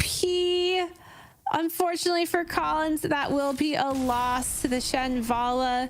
The trades just were not in his favor, and that will be a 7th place for Educated Collins. And we are now into our top 6 with Be Nice getting to his buddies. These buddies spinning the Wheel of Yogg, which is quite a fun turn. We might be able to see it here. Probably looking for a brand so that he can get double the value. He is still on tier 4 though, so maybe rolling for a triple to get to the brand. Yeah. We'll see though. The Argus is very nice to try and manipulate the resets on the Deflectobot. I was gonna say the egg to be taunted up, but not the case here. He's taunting up Ground Shaker, and now that the egg has attack, and of course he has the blood gems to make it get more attack and make sure it actually dies, the Deflectobots will have at least 1 guaranteed reset here. And now he goes for the buddy towards the end of the turn. Pro tip, you can click on the wheel to make it go faster. I want to point out that he used the gems first because there is a wheel option where you gain 3/3 stats and then all the stats switch. And because you have added all these imaginary stats for the turn, they're actually going to become permanent stats from the Quillbore. That's the Dartmoon prize on the second roll. The first one was the double hero power, which is not great at the end of the turn, but it can be added value later on. Not amazing prizes either, but it's some tempo. Meanwhile, for Hoff here, he is on a Bran himself, has a setup to get poison on his 4/6 Murloc as well, and some good mech synergy with the Buster. Don't think it's going to be enough to get here against these elementals from Kurt, though. Yeah. Looks like Kurt's going into double Nomi, which is a bit scary. He's going to need to sell out of the double Nomi soon because having 2 4/4s is quite weak to big minions, but it looks like he does still have tons of stats, so he's been able to greed the double Nomi and hop over here with the golden seafood slinger. I'm excited to see where that goes if he survives, but it doesn't look like he is. Oh, Rana takes the L. Yeah, that's another bottom 4 alive. placement for Pampada here. But yeah, that very last fight for Hoff there was honestly so scary. Every one of those microbots missing the 1 health minion was a heartbreaker for him, but he still stabilizes here. He has the Jug, a golden seafood slinger, many chances at hitting Amalgadons, but Baba Fat, winner of last lobby, wipes out in 5th here, which means the field is wide open to try and overtake his points. Yep, so we see Hoff over here, tier 5, maybe looking to go to tier 6 soon. Takes 9 gold, but going to golden this Begurgle, triple into some options that aren't Amalgadon, which I'm sure is what he was looking for here. So just going to use this Begurgle to discover another minion. Might hold off on rolling, because if he hits the Amalgadon that doesn't get Divine Shield, could buy that module. Decides to roll past it, though. I am racking my brains trying to figure out how he ended up with a golden seafood slinger. Like, sometimes it happens if you Murazon with a brand, but there's no dragons in. Probably from the Europe power? But, like, he buying them? Rather than separating their battle cries, I feel like that would be more efficient. That wouldn't be... All right. Look at that last minute triple. There's the Amalgadon. He only has, or does he have 2 types? He has 3 with the genie. Seems good. 6 rolls with Bran, but misses on poison. However, it's very fixable. He has the Sephin. The taunt on the Amalgadon means it's not guaranteed, but he has many other taunts here, so I would say it's very likely that he still gets the poison on the Amalgadon. Over here on B-Nice's side with the Yogg, this honestly looks like a pretty mediocre board for this stage of the game, but he's managed to hang on this long with the Ground Shaker. It looks like he didn't quite get so many gems this turn as previous turns because he doesn't have that much attack on his minions. Yeah, I think Hoff was expecting more. He picked up that last minute zap because he was reading mechs and was expecting to likely use his zap to knock a Baron down, which you'll see with the Omega Buster comp at this stage in the game. But yeah, that's just not where B-Nice is at. But because of these trades, because of all the Divine Shields, B-Nice is going to win it with that trade there and knock out Hoff into 4th place.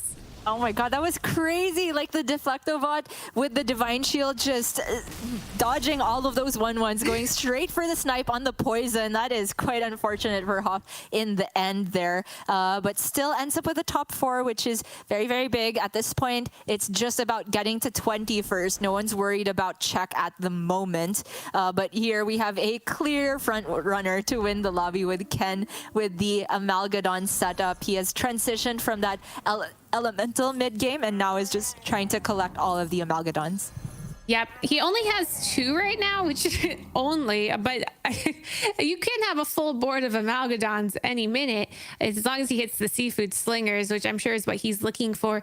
The thing about Murloc builds is they don't necessarily beat mech builds if they don't have the health, because mechs can just keep resummoning these Divine Shields that can't die to poison. So is it actually going to Shambhala here? Not sure. If B-Nice can get a ton of stats on his Divine Shields by really utilizing his Quillbore, utilizing that Ground Shaker, this might not actually go to the Amalgadons. And you see here, Shifalo is again putting in a zap for Mex, reading Mex. Hey, I need to hit the Baron, but we know that that's not quite the board that Be Nice has going on. Yeah, that's right. I think Be Nice does struggle to get enough attack because he didn't have a gem generator that we saw on board. Oh, true. He was just kind of buying the gems from the shop here and there. And also the ground shaker was not golden, right? So it can't actually get that much attack on the mechs at the moment. I was going to say perhaps the best way for him to scale from here is to try and find an Omega Buster, but he's not on tier 6 at the moment. And also Ken also has that zap to try and have some insurance against it. He does have a big Mithrax though, Be Nice. Going to wipe out from the poison here, but will the double resets from the eggs be enough here? The trades definitely have to go a certain way. Not that way. Oh, wait, okay, it's a reset, but I don't think it's... No, okay, wait. No, it's not. That is not enough, yeah. Those Sephins hiding in the back and not having any replicating menaces on those deflected bots is going to put Be Nice out into third. And we see over here, Kurt able to defeat the ghost with 5 health in a dream. Very scary point, but I assume Kurt has gotten out of his Nomis at this point. I'm not sure. We haven't seen what he's been up to, but I'm sure we're gonna go check it out. There we go. He has 1 Nomi left. A huge Mega Wind Fury in front. He is now looking to either get these premium elementals, which are the Cleaves, the Cyclones, or to triple so that he has a big statted minion. Though the big statted minions aren't as important right now because he is going to be facing Murlocs. Yeah, he can read that from the Shinvala as well. And Ken has been on tier 6 forever now, basically. So Kurt knows he's kind of doomed. He can't really beat Poison Divine Shield at the moment. But if there is any small percentage chance, it absolutely comes from what you were saying, Sasa, finding the premium elementals with Divine Shield, with Cleave, trying to 2-for-1 and offset the fact that he doesn't have shield on every minion. The selfless could be huge here. But at the moment, because the Amalgadons from Ken are Poison Divine Shield and Taunt, that Mega Wind Fury is going to have 2 attacks at most. Yeah, exactly. You notice he got out of the Nomi and then started playing elementals. I think some people are like, oh, what was he doing? He does not care about stacks. He's facing Murloc. He's facing poison. So he really just cares about getting minions that can defeat Murlocs, which is Divine Shields, which is... yeah. Oh, there's... In the shop, does he freeze it? Okay, he does get the freeze on the Cyclone last minute. Yeah. Oh, no, not gonna be enough here, though, I don't think. Even though this 1-1, because of the clever taunt from Kurt, is just gonna shave off a shield. That's an insta-wipe from the Mega Wind Fury, and he gets the poison attack on the next one, and the Amalgadon even survives here. It gets to trade twice, which is going to spell disaster for Kurt.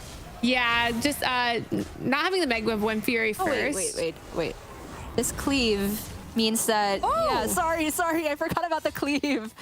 Yeah, the Cleave is huge, and that's why we have to go for those premium minions, because the Cleave, if he triples it, can knock out 3 minions in 1. Then the Cyclones can knock out 2, and that's how he defeats these poison minions, that they can't beat it. So he really needs to try and focus on tripling his Cleave, tripling his Cyclone, or not tripling the Cyclone, actually keeping them separate is better in this situation. Right. They have enough stats individually to go toe-to-toe with what Ken is reading, which is the Murlocs. Not too much health on those. I think it's more about trying to find another selfless here.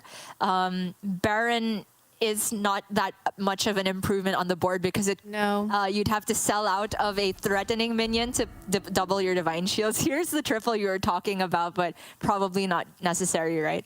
Yeah. And he doesn't even probably want to trade out of his current taunt, because this taunt that he has is making sure that his opponent doesn't attack his Mega Wind Fury. Question is there any 6-drop that could improve his board state here? Does the Zap do anything? I don't quite remember Ken's exact board state. I don't think the Zap does anything, and... Ooh, does take a triple, though. The only miracle is hitting Amalgadon with poison.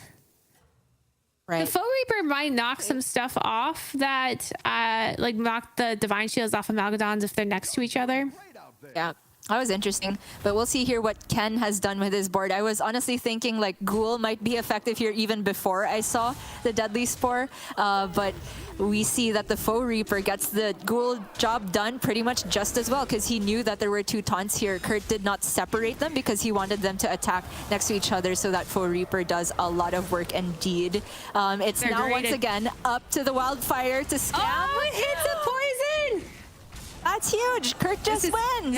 Yes, his But he's elemental. Five. Oh, it's not enough because he did just level this turn, so it did add an extra damage, but just wasn't quite there. Over here on Ken's side, he is looking for probably some tech pieces. He doesn't quite need this. If you look at the taunt on the far right, his rock, what it's doing now is it's deterring minions from attacking his Amalgadons, keeping them safe in the front. But he could taunt other minions and get out of it. It's not quite necessary. But that's what its action is right now. And Right. I think otherwise, he needs some selfless heroes for his poisons. That's exactly what he wants here, not only because it has way more utility to protect the, or create a threat. A Divine Shield here on any of these poisons is way more valuable than the 2786. It also can be Cleave Protect, depending on how you position it. There's a chance that the Wildfire's excess damage kills the Selfless, which is not a problem at all for Ken, but it's just looked like a -10 whiff here. Nothing good in the shop, no good replacement for the 2786. There is a Murloc, but he doesn't have the gold to buy it unless he wants to go down to 6 minions, which is absolutely not the way to play this, I think. So he just kind of has to hope that the trades go better. Maybe he saw that his odds were good in the last fight. Maybe he just got a little bit scammed and he's trying to improve a little bit with positioning here. It's still anyone's game. Yep, but we know that Rafam has hit an Amalgadon, but it turns out it wasn't a good one, so he had to sell out of it. And with the knowledge of Ken having the cleave, he did separate his Divine Shield minions so that they couldn't knock off both Divine Shields. So that was important information, and it made it so the Amalgadon went into a Divine Shield, not being very useful. Okay, there's a cleave whiff here on the far right, but that's not a whiff. That takes down a poison. Okay, but there could still be the 1/1 spore going into a plant here. Oh, but then the elemental's too big. So in the end, Kurt just barely takes it here with the Genie actually getting some value in terms of combat. Yes, if it did end up winning tier 4, and the Americas versus Americas final goes to Kurt and I think this is wrong. Yeah, this is wrong. Please just switch Ken and Kurt here. Kurt did take the win. Kurt will have 7 points and Ken will have 6. That will be changed in just a second. We're going to go look at the replays of this game, the exciting points. Yes, indeed. This one here, the scam that we talked about, Slissa, I remember it here. Okay, that was a good trade for Hoff. The poison took a value trade, but then this Deflecto just dodged all the 1/1s, made the shield get value, and then at the 50-50 in the end here, Hoff lost it again, didn't get the tie, and that's a very unfortunate way going out in fourth, where I think he very realistically could have gone third or even higher because he had the poisons, which it did come down to sort of a poison battle in the end of this lobby. Yeah, but then Be Nice was not able to take it in the long run because he was just not getting the scaling that he needed, but still was able to get a very respectable 3rd place with mechs, considering he wasn't the full Omega Buster crazy mech piece. And it ended us up in the final 2 with a previously elemental turned Murloc player versus a standard elemental Rafam player. That is right. I mean, for Ken here, this must have been a heartbreaker because I think he had gone to tier 6 very early. He was healthy for the majority of this lobby. And when you're that far ahead and nobody else is contesting Amalgadons and Murlocs are in, it's very realistic that you can get a board of 4 or more Amalgadons just using Seafood Slinger to make sure there's enough of them still in the pool, creating the Goldens with the Battle Cry rather than actually buying 3 of them. And the more Amalgadons you have, the more Divine Shield poisons, the better you can contest the poison battle here. ended up with only 2 of them, and then the cleave was the big offsetting factor here for Kurt to get the victory. But very cleverly played by these two in the end game here. It was that separation of the Divine Shields here that was the key to success for Kurt, and also his cat, as we know. And we have our fixed scoreboard with Bobo Fett tied with Be Nice in first. Bobo Fett winning the tiebreakers, but that doesn't really matter until we go, because we are playing the check format. Kurt in third place, Hoff in fourth, and Ken now with that 6 points in fifth after a struggling first round. Now remember, we are playing check format, so our players need to hit 20 points, and then once they do, they will have to get a first place to end the day and win the lobby. That is right, which means we could still have a lot more action ahead of us, or less. It's not necessarily these 8 lobbies that we have here on the graphic. That's just a rough estimate. We have many players who are neck and neck as well, so it's very likely that in a few games' time, we end up with several players heading into check position at the same time, and that will drastically change the landscape of how our players will face against each other and the strategies they go for. Lots of action still to be played out, so we are going to go to a quick break to let our players settle down, get ready for yet another high action lobby. Don't go anywhere. Right after this, game 3 of Lobby Legends Raid Leaders Finals.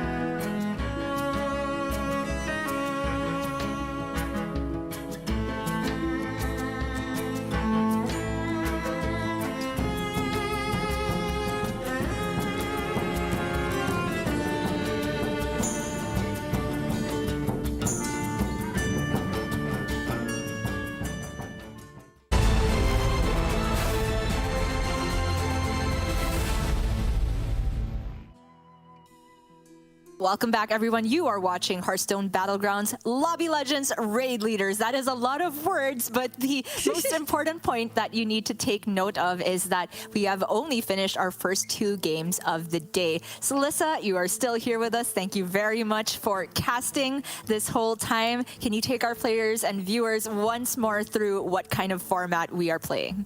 Yes, we are playing a check format, which is the first time we've ever done this in Battlegrounds, meaning we don't end after a certain amount of games. Normally it's like, oh, we're going to play 3 games or 5 games and whoever has the most points wins.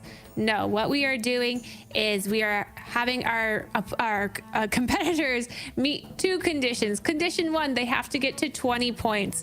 Once they've met that condition, then they need to get a first place. So the first person to get to 20 points and then get a first place will win the lobby. That is right. And now that we have 2 games in the books, we are starting to have our front runners rise to the top here. 2 players tied at 9.5 points, which is roughly half the first condition met already. And we did have Kurt take down that second lobby already, I think, gaining himself a lot of fans, both for his play and his adorable cat whose tail shows on the camera. Nice framing if I've ever seen it. But Kurt is for sure one of the players that is perhaps less known among our top 8 to the main community here. I think that we ended up with a nice mix in our top 16 of some players who are more prominent because they've been streaming, or longtime community members maybe coming from different game modes as well, like Collins. But we also have a lot of new blood here. Kurt is one of those players that's been playing Hearthstone since 2015 in Constructed, but has moved on to Battlegrounds. So did you get to ask him any other information? Yeah, I got to ask him quite a bit about like his favorite comp and his favorite minion. He loves pirates, which, you know, automatically makes me a fan. Favorite minion, Captain Hogger. Favorite hero, Gallywix, which goes well with Hogger. And favorite comp is Exodia Pirates. But he also said that you can catch him on Twitch at twitch.tv/CapNCurt. CAPNCURT 44. So if you've become a fan of Kurt through these games, make sure you go check out his Twitch channel. Go give him a follow. I'm sure he'll appreciate it. And as we go into game number 3, we see Educated Calm with some excellent hero options. Probably going to avoid the Omu because of some rough situations earlier, but Tess and Scabs offered. Tess being quite a great hero in the lobby. Works well with Scabs, but, you know, obviously there won't be a Scabs and a Tess in the lobby unless there's a Sir Finley. No mechs, no pirates, and no Quillbore available. Yeah, 2 heroes that are very similar in their buddy effect and their hero power effect. And I noticed they even have this sort of parallel portrait here, each with the other arm raised there. But Tess generally considered to be higher power ceiling of a hero here, because in the late game, she can steal multiple minions when you have lots of gold available to you. Just press the button, you get to see your opponent's entire board. Pick any huge direction-defining minions or maybe additional Amalgadons, and then just be a better version of them. The tricky part of playing Tess, though, is navigating the early game. So what kind of style do you prefer to go for? I mean, with Tess, what you're trying to do is play a tempo-oriented early game just to be safe. And then once your opponents start popping off, you just start stealing what they've gone for. You're just trying to stay as safe as possible. You can steal some triples early because a lot of players will be going for the same early minions that are really powerful, but basically just trying to stay safe until you can start stealing all their juicy stats, their brands, their light fangs, whatever they have. And the fact that there's a Gallywix in the lobby is really nice because Educated Collins will be able to get some early tempo when stealing a Gallywix buddy. Also Kurt's buddy from, is that? Yeah, that's Sky Captain Crag. Yes, it is. Yeah, a lot of good. Oh wait, no, it doesn't work. Does not work, sorry. Refreshes your hero power, but like it's still something you can use with Test, right? If you want to get 2 copies of something your opponent only had 1 copy of on board, you can press the button as Test twice and get 2 copies. So kind of inefficient, but it's not that there's no value. And I generally think that as long as there are battle cry based buddies that you can steal with Test, that's great, because a lot of the time the low value buddies to steal are the ones that have to be on board, start of turn effects that you have to wait a whole turn to get value from them. But the battle cry you can cycle nicely. So like Galliwix is a huge one there as well. But we can see here for Pampada, I went for the ooh because he had the double alley cat start, which is amazing on Galliwix because you can just print gold the more tokens you buy, because with this hero power, it means you get to stockpile your gold for the next turn, additional amounts based on how much you've sold. So the alley cat costs 3 to buy, but you get 2 gold back from selling and then another 2 gold the next turn. Yep, doesn't hit a token here, but we'll have a roll. And as we go over to Ken, we see Ken is starting to scale up a Wrathweaver. This is quite a popular way to play Mutinous, because then you'll be able to spit the stats of this Wrathweaver onto the buddy when you first get it, and then eventually spit those stats onto some Divine Shield minions. Keeping in mind there is no Mex or Quillbore in this lobby. And we see now Be Nice has offered a triple Alley Cat. Could go for triple Alley Cat or could go for triple Tabby Cat. Is an option he can go do, but not anywhere near hitting his buddy. Yeah, generally, if you have the board space, I do prefer like selling out of Alley Cat, the gray/purple one first, and then you put it back in the pool and potentially get value to triple again later on as you first take the triple on the brown cat. However, with Zyrella, he has buffed the original body, the purple Alley Cat first with the hero power, so there's more value to holding on to that just to creep the buddy meter up and win the fights a little bit more consistently. Ken here, I think should be expecting to lose quite a few of the early fights as Mutinous. You generally take a beating in these early turns as you are setting up the big buffs for your buddy to get spat on. But later on, when you get the payoff from the buddy, that's when Mutinous stabilizes. But we do have Kurt here, winner of the previous game with a nice demon setup, but a kind of terrible shop. There's a pair. I see probably the worst pair in the game, but it can knock some small tokens early. It's not the end of the world, because with Skycap and Crag, if you find triples, then you can power level. Oh, yep. See, that's a double triple there, because if you sell an Alley Cat, then you can triple the Tabby Cat, the brown cat, and then you can buy the other Alley Cat for the second triple. The question becomes, how do I make space on my board? How do I utilize my gold? Because you would have to sell out of an Alley Cat first. Well, no, right? He can take an Alley Cat, then, yeah, you create the space he could do here. it this way, exactly. Right. Sorry, my bad. No problem. This is still, it still has its problems, right? Because I don't think he necessarily wants to triple into a 3-drop, which means that he'd have to hold the golden Alley Cat in hand, which is a lot of stats missed out, which means the next fight could be a little bit scary and also less of progress towards your buddy meter here. Yeah, he really wants to have the buddy by next turn. Mm-hmm. And the buddy gets so good when you have this many minions with the same stat line for attack and health. However, speaking of meter, this Mutinous is just getting stonks because apparently Ken has spat the Wrathweaver onto an evolved Chroma Wing, which is amazing because after you level, you get the double attack and you kind of do a bit of a Vol'jin cosplay and then spit those stats onto the eventual buddy that Mutinous will get.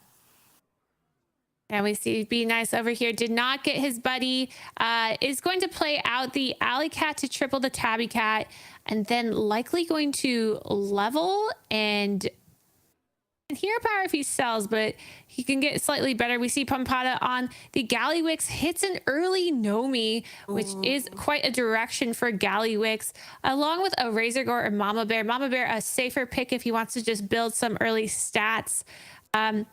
He is down to 29 health, which isn't terrible, but he is probably considering between those two because of that.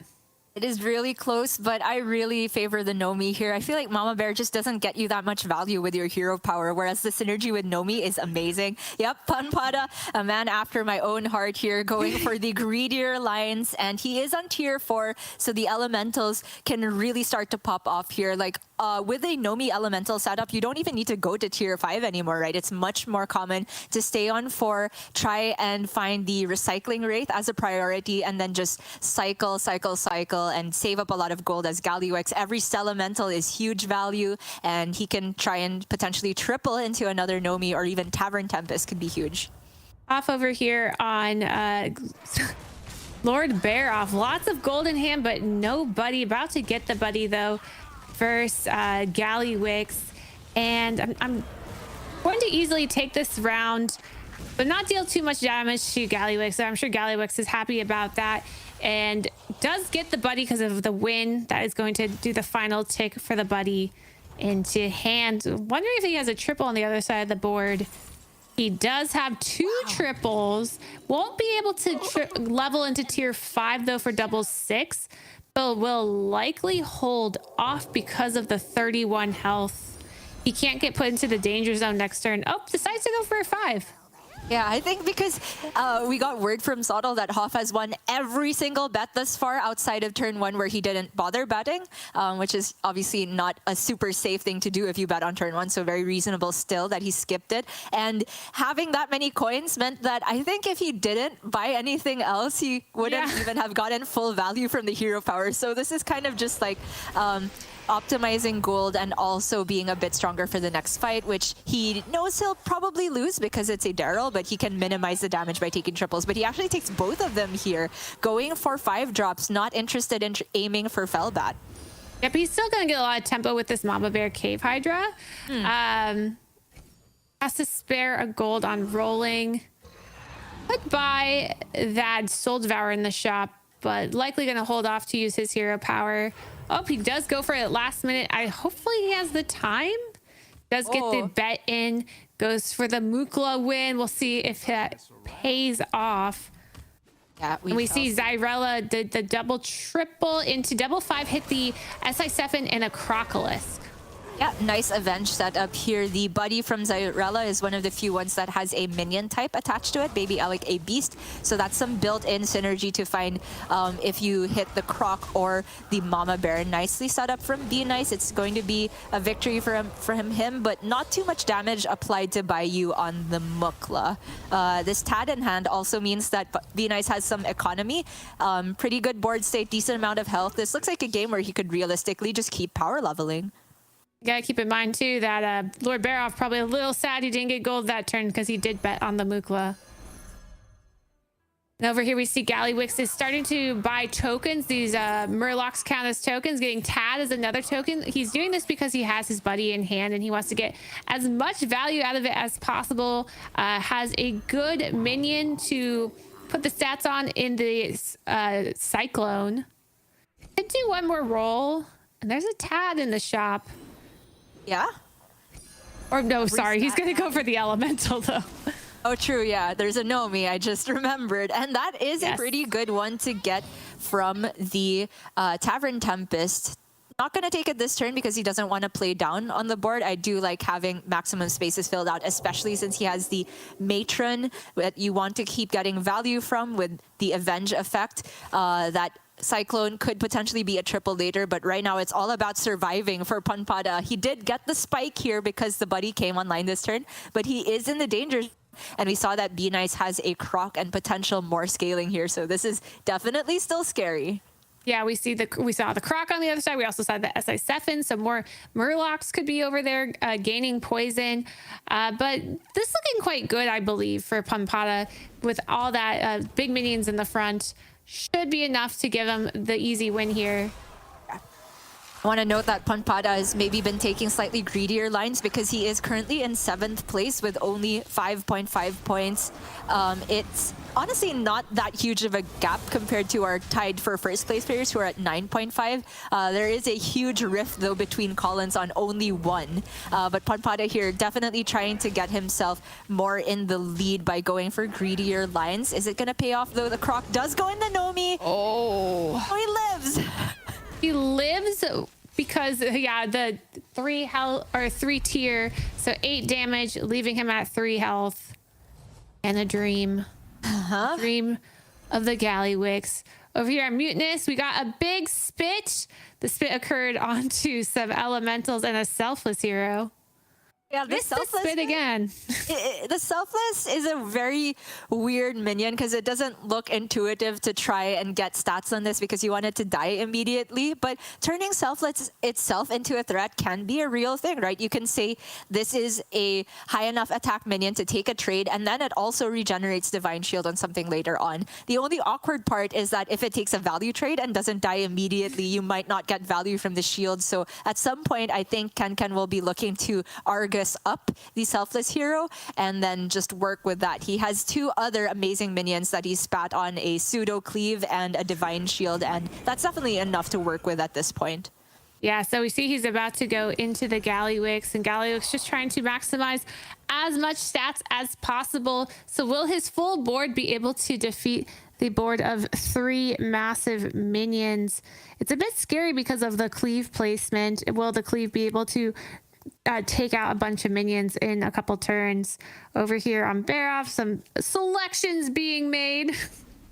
Yeah, that we didn't get to see very much, but I do like that we're sticking with the Gallywix here. This is do or die for Panpada. Cleave goes on a high attack minion, so it dies straight away. That's good news for Panpada, but I don't think it's enough. Oh, the Gallywix just isn't getting there in this tournament. How? We've seen so many Gallywix wipe out early. And Panpada out in 8th place. Just kind of knew what he was doing yesterday, right? Just skipping over Gally, taking the cat. Like, that armor is such a huge difference, and Gally not having armor available. Even in a lobby where the beasts were in for tokens and elementals were in for tokens, just didn't get there. Yeah, so Kurt on 3 health, but luckily got teamed up against the Ghost. Not a lot of great direction going on this side of the board. Kurt having 2 Wrathweavers, but can only play 1 more demon without killing himself. And then has a Soul Juggler, but not a lot of demons to juggle. Over here, Educated Collins has found an Amalgadon. Still no brand, but doing the fun Macaw Trickster build to gain lots of health on his units. Only has 2 minion types, though, for the Amalgadon and no Bran. Right, so he could hold on to the Amalgadon another turn. It does feel greedy, though, because Barov is consistently winning bets here. Could be very strong. It's very hard to get a clear read here, but Collins is just going to get out of the buddy now here. Not interested in the next buddy. Yeah, like the Barov buddy. He's not useful at all for Tess. No pirates. Yeah. If Collins can survive the turn, though, and steal the Barov board, that can be the huge power spike he needs from here. Malgadon hits Divine Shield, which is huge, and he gets to spend the rest of his gold on just tempo, tempo, tempo. The Zarella buddy, huge here for him. Yeah, hitting the Divine Shield is clutch because, first of all, he did not hit plants. Plants would have ruined his Macaw. Second of all, there are no mechs in this lobby. So if he whiffs on the Divine Shield, he cannot fix it. He can fix the poison issue. There are SI Sephins in this lobby. In fact, it's going to be in his next shop when he hero powers. So that Amalgadon is going to be beautiful after this turn, assuming he doesn't die here. Yeah, that's a big assumption. I am very scared. There's 3 poisons. No. Okay. He might lose, but he'll never die. No, not our Collins. Okay, and he even... There's some eyes. Okay. All right. Huge deal. The Sephin is there, like you said, so fixable Amalgadon. And there is... Was there anything else interesting for him in the shop? Like, the Gas Coiler is a great tempo minion, but like you said, any other Death Rattle plays here ruins the Macaw and Trickster guaranteed synergy. Yeah, I think it was just the SI Sephins, and he might want to start rolling for taunts or something to just guarantee the Sephin will work. And I also want to point out that Kurt did survive to the Ghost. I was a little bit wary of him surviving to the Ghost because he didn't have a lot going on there. So he did take 1 damage, which means that he played 1 demon and got out of a Wrathweaver, I believe, or else tripled the Wrathweaver. So 2 health and a dream over there with Kurt, and Collins now getting this SI Sephins online, just trying to get as much scale as possible, possibly looking at that Argus just so he can get, oh, sorry, he has an Argus in hand, trying to make sure units will die so his SI Sephin will give poison to as many as possible. He does taunt the Trickster, which means it could die and get sniped before Macaw goes off. But if you have a ton of taunts, then it's way less likely. Because if everything has taunt, nothing has taunt.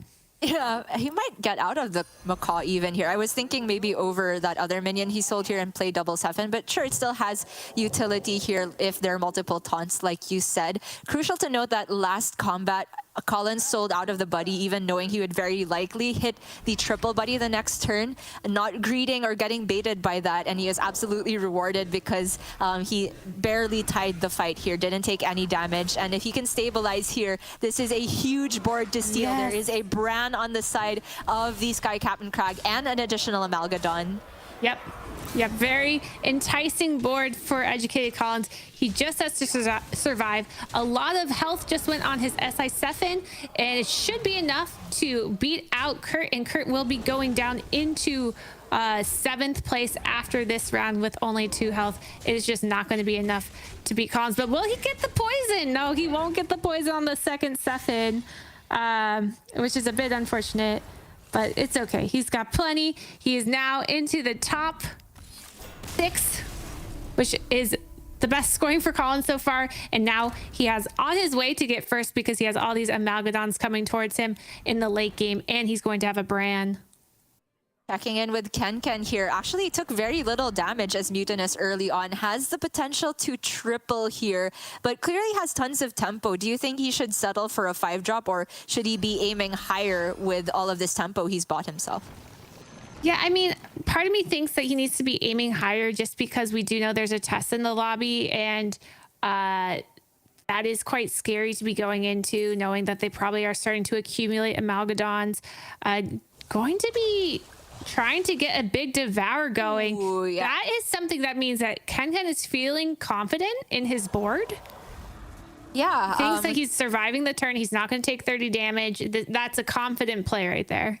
Yeah, I think 30 is, pretty hard to deal at this point, but he could take a lot of damage depending on how much poison Collins was able to get from that second Amalgadon. But here, Ken just took a very calculated 50-50, narrowing down the board to 4, so that when he devoured the Selfless Hero, he had a 50-50 of getting the stats on the buddy here. And because it did land on the buddy, next turn when he devours it, he's going to get so much return on investment. Even if that buff lands on a poison that doesn't need the attack, the health is very relevant to keep even more threats alive. Over on Bayou's side, though, he has been scaling a very interesting board state. We have Hybrid Dragons and Goldren Beasts. Yeah, you don't play this comp often or something?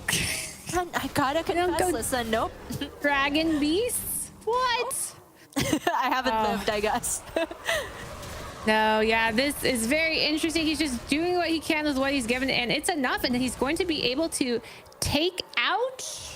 No, yeah, because he's on tier 5. Take out Baba Fat on Dancing Daryl. Exact a lethal.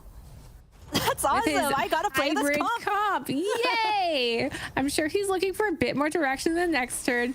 It looks like here that Mutinous took 16 damage. We saw that he was on 30 previously. Finds a triple in the shop. Is going to be going for a 5-drop and will likely be spitting this turn. We haven't got to watch a lot of that in this tournament, so very exciting. Yeah, the big spit is coming, but pretty interesting here, the ordering of the Wildfire Elementals, because he had an option, Ken, to play down the second copy of Wildfire before taking the third one and tripling it. And if you play 2 separate copies of Wildfire and then eat the buddy, you have a higher chance of actually landing those buffs on the Wildfire before you triple it. So I think this is a conscious decision from Ken here, where he says he wants to spread out the stats more on this board. He knows that by tripling Wildfire, it's going to be a big threat already in its own right. Perhaps he wanted more odds of landing the stats on the other buddy, which he absolutely did, or on the Bronze Warden, which has been a pretty good bumper this entire time, but he could turn it into a threat if he got more attack on it. Yeah, notice that he did get it onto his second Devour, so next turn is going to be quite juicy for Ken, being able to spit 77-42 more stats onto 3 more minions. This is the power of Mutinous right now. We see over here, Be Nice with oh yeah, the winning 3 Amalgadons. This is the type of board that Tess is looking to steal. I'm sure Educated Collins will be thrilled to face this as long as he doesn't die to it. This is a very scary board, and I'm wondering if he'll put in the Presser's Pyrespawn in the end, because he should assume that Mutinous is running a bunch of Divine Shields. Yeah, I'm sure he will. Not if he's I think he's overconfident. He's not doing it. Yeah. I mean, it might still be enough, but I honestly cannot tell for sure because we are looking at a Wildfire Elemental, which can 2-for-1 here, and a very cute Baron just as a bumper. Baron first, by the way. It's a very nice bumper. Yeah, I think the not playing the Prester is very scary here. Ooh, but that cleave is so all the bad. 1-1s go down. All right, Evil I think 1-1s. it's still gonna be enough for the Mutinous here. If the cleave goes off again, which it doesn't, It doesn't, but it's going to be a win for plants. The plants are the winners, and with 4 plants out, that's going to be 10 damage, leaving Mutinous at 4 health. that feels a bit scammy to me. I feel bad looking at that cleave killing 3-3 total in stats from Ken. Bit unfortunate, but he lives to see another day and he can still scale a lot from here because that second buddy can once again spit its stats onto 3 different minions on this board. He has picked up a selfless hero as well now, so that Baron is not just a meme on this board. It's gonna get some work done. And we're hearing that Tess has faced another Amalgadon brand, so has more Amalgadons, but did lose to the Beast Alagos hybrid comp. And I don't think there was much over there for Tess to steal. So a little scary for Educated Collins knowing that. And hopefully they will get some more Amalgadons to help face them off. Some big bits there, all going on the same minions though. So really we're a 3 minion Tracy.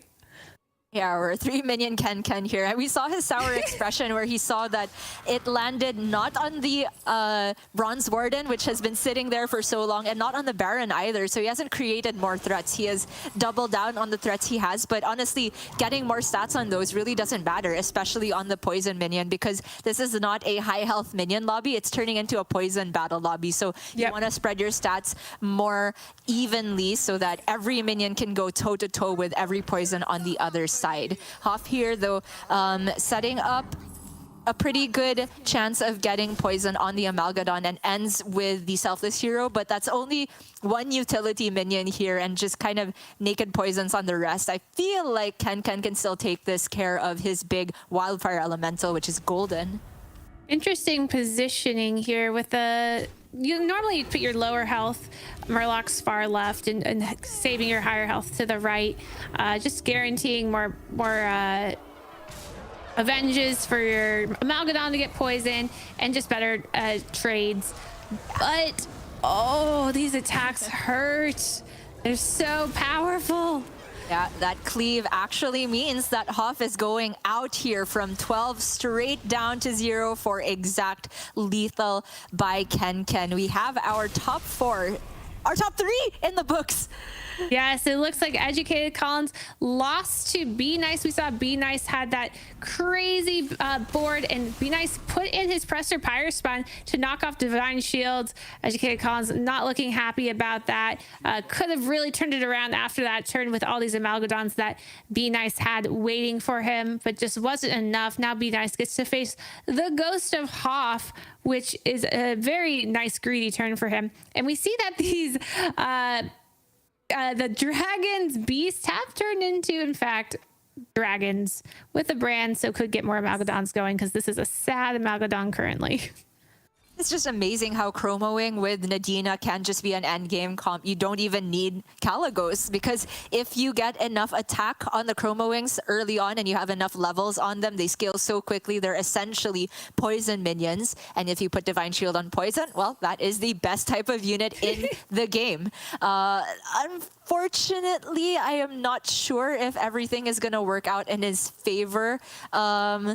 The Nadina is going to be a big deal, which means that potentially the cleave from Ken won't get full value. But we remember that Ken has that Mega Wind Fury at the start here. So if he attacks first, then he can potentially kill these dragons before Nadina even goes off. It's going to be a very, very contentious fight. Yeah, I like this endgame Macaw, but I wonder if that Nadina needs to go second in fear of the the Mega Wind Fury. But the Mega Wind Fury isn't first; it's second. Right. And even though they go second, but the Mega Wind Fury not being in first position is quite shocking to me. Right. I mean, maybe Ken was thinking that the Nadinas were taunted at this point, so Mega Wind Fury first, not necessarily. Oh, very true. Yep. Really, really hard to get a read on your opponents here. But even despite all of that, it's going to work out in favor of Ken here, just barely. That was such a close fight here. And it's not even enough to kill Bayou. Bayou holds on by a thread. And that is huge for the implications of the overall lobby, because it's kind of just whoever faces Zyrella is on the chopping block. Yes, because Zyrella has all the pieces. 3 Amalgadons with more opportunity because of the Seafood Stinger in hand. Nadina and a Prester to shoot off Divine Shields. The Prester has not been scaled, so can get zapped quite easily. So that's something to keep in mind. Yeah, also note that because both Babofat and Kurt, who were sort of close to Be Nice and points at the prior to this game, have been knocked out, I think that Be Nice is guaranteed to be ahead of the lobby after this game pans out. He's very likely taking a first place as well, so he could get a relatively large lead on the rest of the field, which was very tight for first through fourth leading up to this point. Is there anything that he needs to be worried about, Slissa? This looks like a near perfect board state to me. Yeah, he was looking at tripling the Seer, which just isn't necessary. He gets more stats if he uses them separately, and then can always just triple using the Seafood Slinger. So I do like that he passed up on that. Can't get the Macaw because of all the plants that are on the Amalgadons, but I think he's just like in a pretty comfortable place. He knows that he's the one with the Amalgadons in this lobby. No one else has them. He knows that because Mutinous is on tier 4, and I believe he's faced Mukla previously and knows kind of the board state over there. Right. Like, the only way to maybe improve this board from Be Nice is to get higher than 7 attack on the Pyrospon to play around Zap a little bit, but that's really just thinking like the worst possible scenario. I don't think he even loses if he gets zapped, because he just has the Divine Shields and the Poison and the Scaling. He got to tier 6 very quickly, utilizing what Zyrella does best, right? If everybody is playing a bit slowly, nobody spikes early, you can use your hero power and super efficient economy to hit. Oh, sorry, well. I thought that was the ghost. No, yeah, to get that economy, go straight up to 6 first and make sure that you can hit all the Amalgadons, hoard them before anyone else. And crucially, he killed Collins on the turn he faced them so that Collins could not steal them as Tess. Yep. So here we see, I mean, this is probably going to be nice, right? But I'm actually not sure. We are looking for the triple selfless here. That is what's going to improve his board. Be Nice can actually get out of his buddy to improve his board. It is a big, large minion, but doesn't have Divine Shield, doesn't have Poison.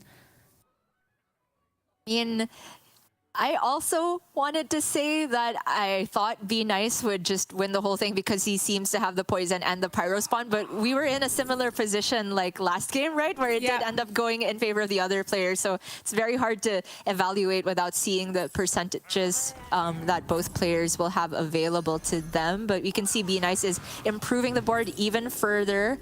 He has a triple yet to be discovered. Second Nadina. Nuts. Yep, this is excellent for Be Nice. And I will say yesterday we were trying to maybe write off Zyrella, but I think she is back. She is still strong.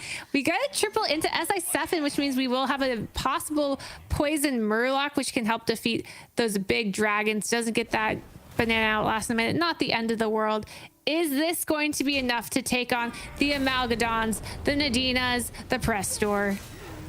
The Ghoul going first is huge because the Nadina is relatively far back for Be Nice. So a lot of these Amalgadons will die before actually, even all of them potentially. No, never mind. Oh. Snipe the Nadina, which is not good for Ken. And I think...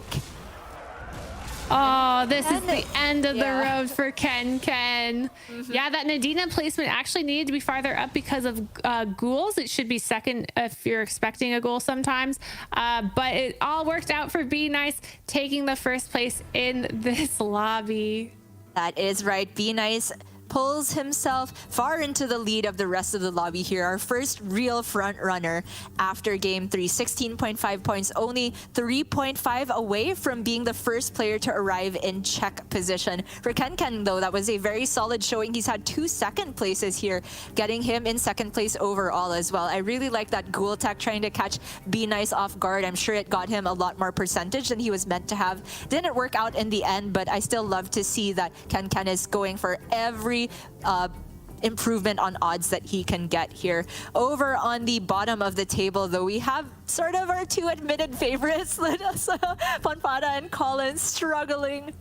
Yes, they are struggling, but we saw that Kurt, he did have a struggling first game and is making a comeback, so we'll see some comebacks coming probably from them soon. Look at these achievements from Be Nice. #1 ranking season in seasons 1 and 2 of Battlegrounds, and top 4 ranking in season 4. His favorite hero being Prince Gallywix, which I think is a lot of people's, but no one successful with him in this tournament. And obviously to pair with Gallywix, favorite minion Cave Hydra, get that massive cleave early. I feel like everybody's still stuck in a couple patches ago where Gallywix really was the uncontested triple S tier hero and the only one there. But with the armor, with the changes to the buddies, we can see, especially in this tournament setting as well, where everybody is prepared to punish you at the first sign of any cracks in the armor or too much greed, any small mistake, you can die. And Gallywix is all about surviving till that turn where you can start popping off with the brand and all the infinite money. Nobody's been able to get to that point because everybody's been punishing the Galley players. But that's right, we did get to highlight Be Nice as the front runner in the lobby so far, and absolutely just a very, very nice person and positive member of the community. He lives up to his name. Like, I tuned into his stream a bit a while ago and he was talking about how, yeah, it would be nicer if we had a larger sample size of games in the early part of the day, but he was saying that check format, even though it's really stressful for the players, he appreciates it because he knows it's going to be great for the viewers and the casters as well, and I love to hear that. Yeah, it is such a great viewing experience to watch the check format. So much excitement and cheering going on. And I'm sure Be Nice has a ton of people cheering for him, as we talked about earlier. Some of these players are big community members, other are new faces, and Be Nice is a streamer. He has all his fans in chat spamming emotes, and I'm sure they're continuing to spam and cheer him on to victory. That is right. And we have talked about the players at the top and the ones at the bottom so far, but there is a very tight race towards the middle as well. Bayou and Hoff just quietly racking up a consistent amount of points. They're still very much in contention to get to check position first. Just one first place can make a huge difference here. And even after someone gets in check, that is by no means a guarantee to be towards the end of the day. I can't wait to see when somebody gets in check how our players' attitude is going to change. Maybe one of the players that they underestimate can creep up there if nobody really puts their focus on trying to knock those ones down. And Slissa, 3 games into the day, how are you feeling? Energy levels all right? Oh, they're great. I'm very excited. It's keeping me awake watching all these fun, exciting games. You know, I've seen some long casts who have to cast a bunch of control v control, warrior v warrior games, and they're so slow. This isn't like that because this is just thrilling all the way through. We have players who were doing poorly in the beginning and just making their epic comebacks like Ken. We have our consistent players like Hoff, who's just consistently top 4 in 3rd place right now. Lots of action, and I'm just loving this casting experience. Hey, hold on, Slissa. Control warrior mirrors in constructed, you press your hero power button every turn. And in BG, if you can press your hero power button, you do it every turn too, most likely. So but it's less boring, and there's way more action packed in there than just pressing a button, unless you're Guff. Guff, happy cow, me press button, me win lobby now. Like, that's a different thing. Something all constructed and BG players can relate to is hating on Guff's power level at the moment, or just getting a bit traumatized by facing a Guff a bit earlier than you wanted to. But that is, of course, only our 3rd game of the day. Once again, we don't know how many total games are going to be played today, so could still be a lot more action here depending on how the points shake out. But we are going to go to a slightly longer break now since we have had tons of Battlegrounds action. Give our players a a chance to settle down, and for Be Nice in particular, calm his nerves because he's so close to getting to check. Do not go anywhere. Right after this, it's going to be Game 4 of Lobby Legends Raid Leaders.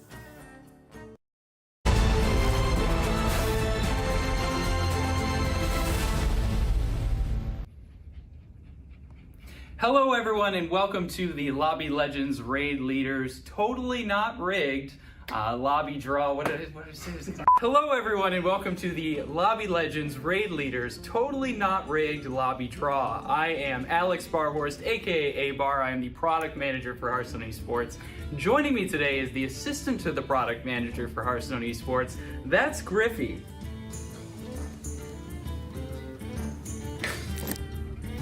So what we're doing today is we have 16 competitors who made it through the qualifier portion of our Lobby Legends event, so we need to separate them into two different groups. So we're going to draw balls from a cheap plastic ball machine that I bought on the internet, and if the number is even, then you're going to go into Lobby A, and if the number is odd, then we're going to put that player into Lobby B.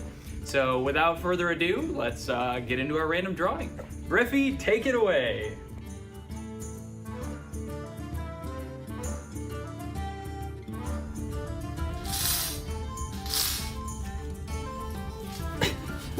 So our first player we're drawing for is Educated Collins, and he is number 12. So even will go into lobby number A.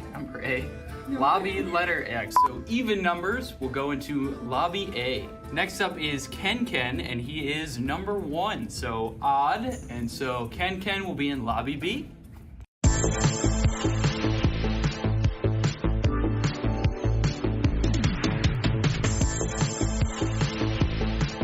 Isn't this exciting, Griffey?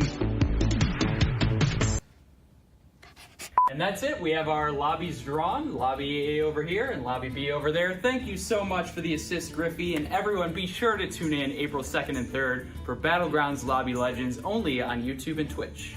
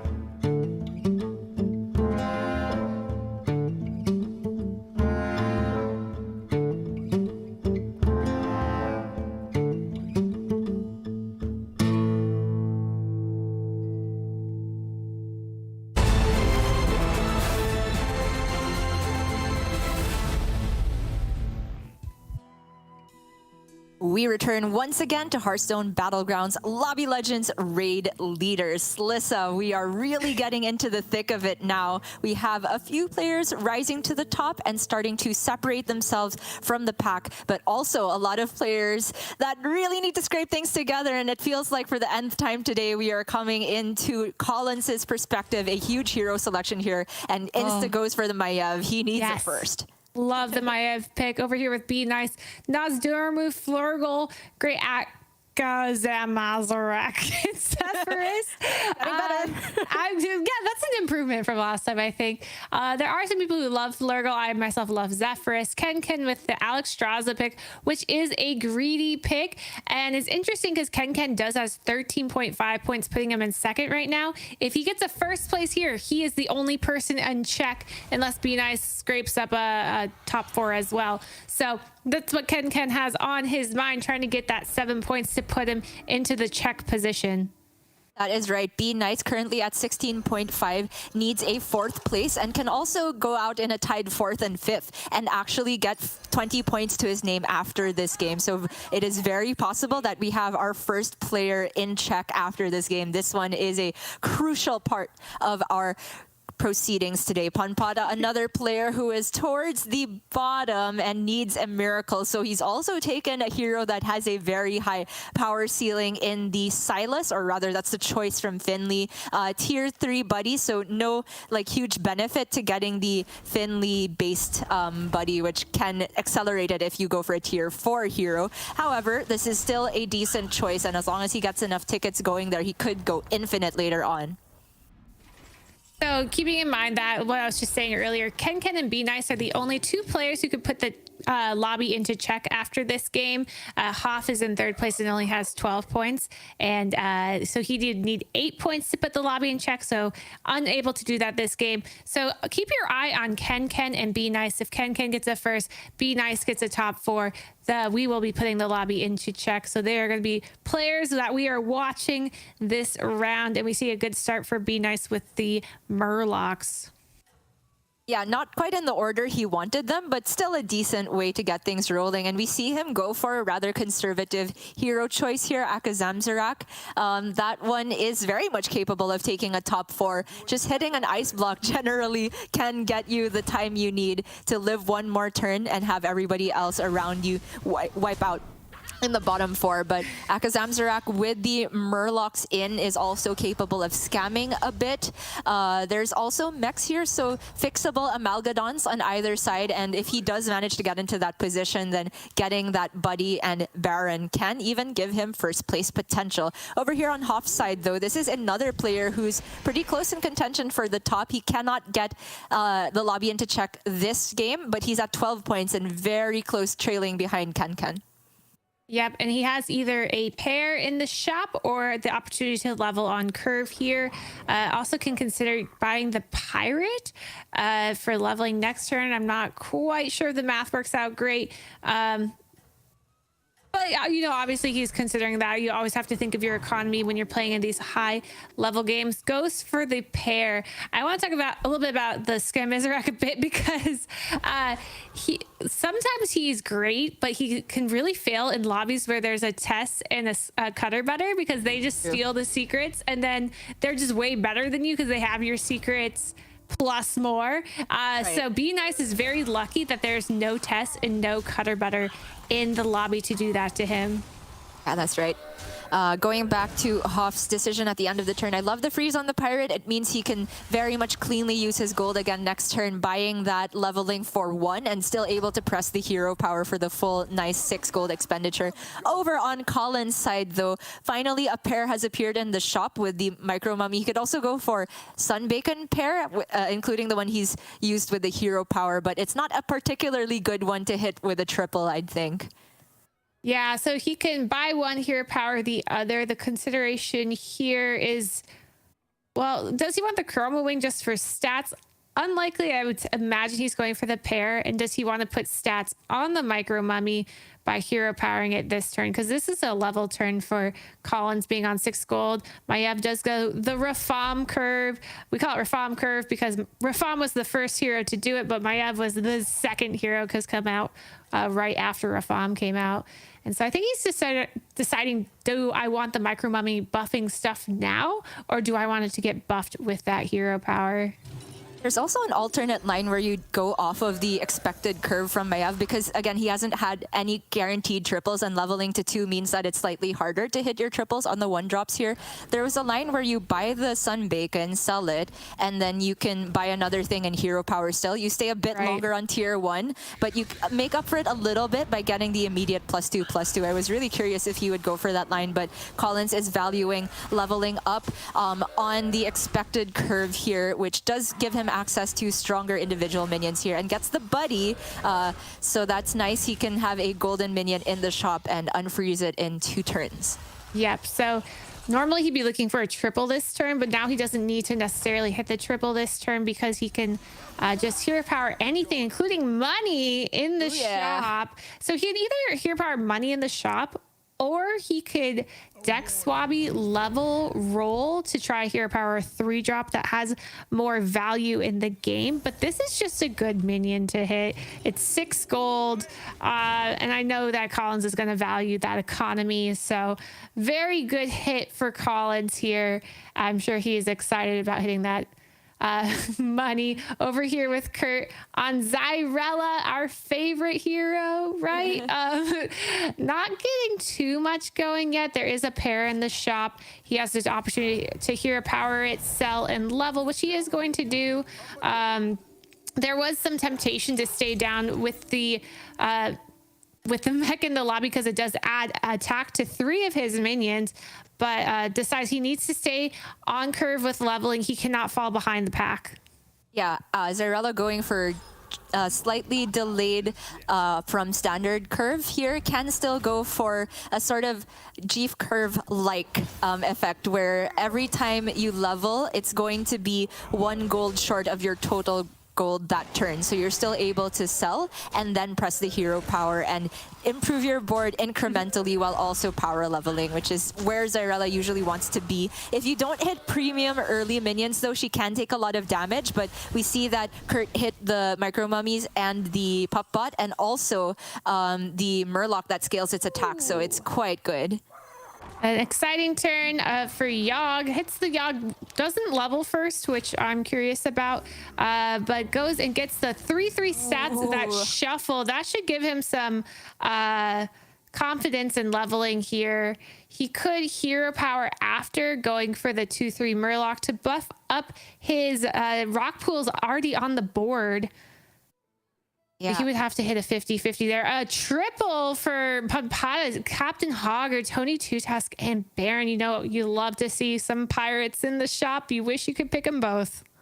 I mean, Hogger with tickets in means lots of value. If you get a pirate with a ticket on it, it's essentially just free once you have the buddy, and he absolutely does now, the birth. That's a golden whelp smuggler, which is not synergizing with anything on the board currently, but you know, it was just there to give him a 5-drop, and he hit a big one here.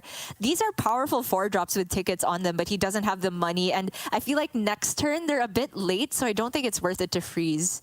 And it was Pampata yesterday who showed us the way of Silas Peggy, where you get all these 4-drop Peggies and you're buying so many tickets and putting so many things in your hand that you can scale your pirates. And now we have a Hogger too to add even more value to that type of comp. So now we see on the other side of the board, Bobo Fett is playing Silas with a Peggy. So are we going to see a Peggy scandal going on between these two players? A scandal? It's a scandal with everyone going Peggies. Ken taking early damage down to 20 health, but 2 dragons on the board plus a Discover Dragon in hand. He's going to go to tier 5 so that he can get a 5-drop with his buddy. Okay. Finds Terror, goes to prize Promo Drake because he has 2 Promo Drakes in the shop, so he'll be able to discover a 6-drop with that. So many stats are about to be on his board right now, and I would not want to face him next turn. That is an insane spike. Not only an amazing shot, an above average pick from the hero power. Obviously, it's not Kalagos or, I mean, Amalgadon's not even that good in that position. Like, I think it's the best pirates he could get outside of Kalagos. There was a consideration to look at the Murazon just because he could have hit a pair with the Vela Straws, but I definitely agree. Just make sure you get the guaranteed triple and the immediate scaling on the Taragosa. It's looking to be a very solid stabilization turn for Ken, not even in the danger zone yet. But over here on Kurt's perspective, he is a player that started off very well at the beginning of today, but has fallen into bottom 4, needs a big result as well to try and keep up with the players that are almost putting the lobby in check. This shop doesn't seem amazing though. Is he going to hero power the Menace just to get some slight improvement on the board and get the value from the buddy? Yep, he's played it in a way so that he could buy the mug and get the replicating Menace. It does put him down a minion, but he is making his buddy a lot stronger. So he has a good board, and we see Mutinous over here has put all their stats onto their buddy, which means we are going to have a big spit turn coming up, which I know everyone's looking forward to. Silas on the other side, though, does have double Peggy now, so we will see some Peggy action this game. Ooh. And he's going to do some big damage to Bayou because he has not got that spit going yet, putting Bayou into the danger zone, but Bayou is going to have a chance to turn it around this turn. As long as he finds good minions to hit, he has 2 decent ones, the Selfless and the Putt Bot. Gem Splitter is nice, but is he going to use 3 gold on that when he could use another Divine Shield minion?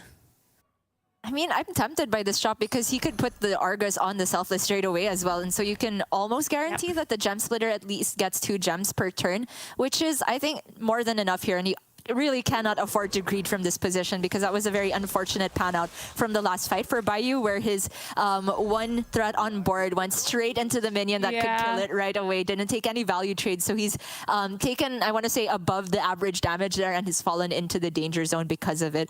Argus positioning, I think, potentially only Selfless, but he could double taunt Selfless and Divine Shield here. It's close.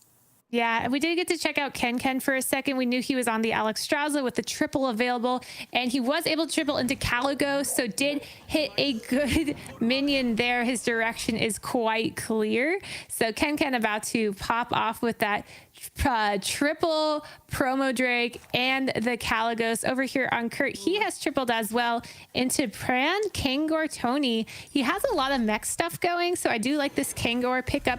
He is going purely for tempo. He's not going for greed with the Bran because he has such a direction with these mechs and health. This will allow him to level faster. If he took the Bran, he'd likely have to stay down to try to build up some stats, but with the Kangor now he can level and try to triple into an Omega Buster, or maybe just go find it on tier 6.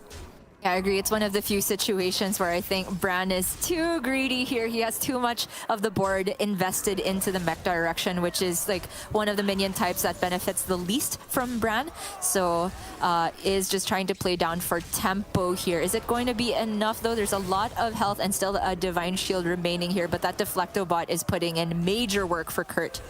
Yep. As long as it gets to hit twice, which it will because the egg has no attack. So Mutinous going to take damage again. Yeah, he's almost dead. 2 health at the end of this. 2 health. He already did his big spit turn, so now he has going to be adding in small minions from there. So I'm curious to see here if Kurt just levels and goes off. And over here on Ken, he did take more damage, putting him at 12 health, but this is the turn that now he actually gets to use his Kalagos with all these battle cries. Another promo Drake in the shop, but just not enough money to get to it. And we know he's facing off first Kurt, who was the Zyrella with the mechs. So that is what we're going to be facing off there. tripled into a Kalagos, didn't he? Because he was still on tier 5. That's huge with the promo Drake. So he gets that double scaling from the battle cries and also the Terragosa. Be nice here on a very solid Murloc setup here. He is really a 7 away from the recipe for success here, because Poison Scam is a very powerful thing to do with Akazamzarak. You can regenerate so many shields, and there's mechs in the lobby, so not the greatest way to win with Poison, but I think this is a very solid security for top 4. Yeah, if you guys saw, Be Nice is one of the fastest pickers in the lobby when he picks his triple. So you didn't even get to see the other two, but he picked the McGurgle. Likely there's no stuff in there, but that is kind of his play style. He just auto picks and goes. We see the Golden Peggy over here with Pampada, but Pampada only has 9 health. Is about to first off versus the Silas, who also is doing the Peggy Dream, whose Peggies are the ultimate Peggies. We have our Peggy face off. Is this the scandal you were talking about? This is the scandal. Look at that Peggy versus our Peggy. Oh, yeah, that's pretty scandalous. The question is, can Pampada survive? 9 health? I don't think so. This isn't going well for Pampada. The Sefin has to die. Oh, yeah. No, it doesn't matter. There's still too many stats. Oh, no. Pampada wiping out on an 8th when he was already 7th place prior to this game. The dream of getting into that 20-point check position is farther and farther away. But hope is never lost. As long as there's a game to be played out with this very unique format, you can win the entire thing with 21 points and have somebody else at like 40 points, but no first place. That is correct. So over here we see Mutinous hanging on with his 2 health, able to beat the Skimizarak Akamakadu, as I call him. I'm just gonna call him what I call him. I call him Akamakadu. I can't help it. I'm sorry, Soddle. Don't yell at me. But that is hanging on over there. Didn't take too much damage. And we see more Peggies for Babofet on Silas with a pure 40 health. And Babofat's doing what Pampada did yesterday. He has 3 Peggies, only 2 of them golden, but there is the possibility to find a Tony at some point. And even if they're not golden, this is still a lot of scaling. Just buying every ticketed minion, playing for tempo here. Again, with the Buddy of Birth, every ticketed minion gives you 1 gold back after you buy it. So it essentially only costs 1, as you can cycle it out with a sell. And then when the birth is tripled, you get 2 gold back and essentially can go infinite, which is huge with Peggies. You just get more and more stats every time you buy it, and they don't even cost anything. So it's a big deal as to whether Babofat can get that triple birth next turn. But over here for Collins, this is looking like the big win he needed. Yes, this is the dream comp going on for Collins. He has another golden pirate in the shop from his, like that's where we left him, right? Is it still just sitting there, or is that a new one? I believe that's a new one. A slinger in the shop, golden brand, amalgadons galore. This is just spicy. He's going to be able to get his golden minion from his hero power next turn.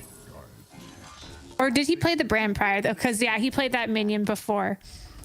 Right, and that means the next time he uses his hero power, it's gonna wake up right the turn after. In fact, it's overkill with the golden brand. You should get it this turn. Come on, fix it. Yeah, it's double, triple, whatever. But yeah, this is looking like a spicy board for Educated Collins, and Kurt is likely scared of what's going to happen going on for Collins over here. Kurt going into the fun amalgam comp where you have divine shields generating gems and your agam used to scale your board, but he just hasn't gotten enough stats currently to beat out what Collins is up to. And Mutinous is out to Ken on the Alex Straza. Just wasn't enough. He just took too much damage early, unfortunately for him. And Maya will be out. Kurt, Educated Collins now into the top 6. And that was a pretty powerful board for Mutinous, but I'm assuming maybe Ken found a Pyro Spawn to try and counter all of those Divine Shields. Is something you should be looking for when playing against Mutinous. No Pyro Spawn though, so you just kind of outstatted, or there was a Pyro Spawn and he sold out of it for this next fight. I'm not quite sure. But for Collins there, that fight was huge because his 2 Amalgadons at the start of the combat were taunted but not poisoned, so he's really hoping that the Buster would die first there, and it absolutely did. Landed the poison on one of the Amalgadons, so it's fixed now. And that's a lot of money for Hoff. Big roll on the Yogg hero power. Lots of tempo, but how can he capitalize? He also has a Seafood Slinger here, so he's looking for some Amalgadons of his own. Yep, he has a Caligos, but only 1 other dragon, and he has quite the menagerie. And if you look on the far left side of his hand, he has Agam with Necrolite, which gives a ton of stats. But if you can find Bran, it's going to give even more. And he has the start to a good menagerie. Going to be able to get a golden primal fin. Still no Bran yet, though. Still going to give him some value in gold and a triple. Yeah, Primal Fin is still huge here. Oh, that's an Amalgadon, and then every... Another Amalgadon! Oh, wow, that's huge. Somebody's contesting Collins here now. No Bran, but a lot of minion types. Does he land Poison or Divine Shield? Neither. Oh, yikes. Either.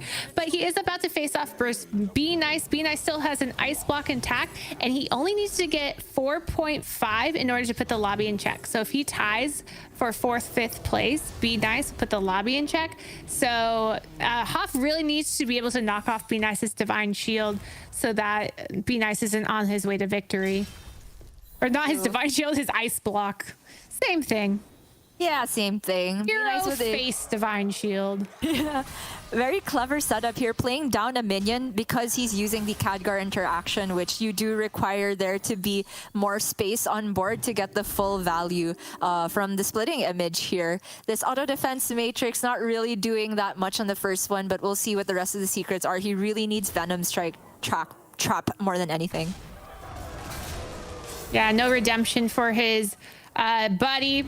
Just a redemption for a snake. Yeah, the board space didn't allow it on the buddy.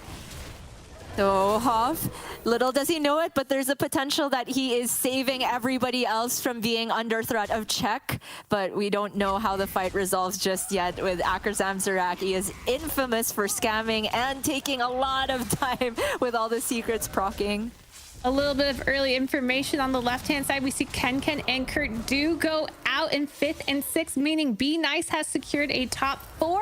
Ooh. Meaning he will be putting the lobby into check. The only other player who could put the lobby into check this turn was Ken, and Ken is out, therefore he will not be doing so. So after this game, after this lobby, we are officially in check, and Be Nice, if he gets a 1st place, will win the first Lobby Legends. Wow.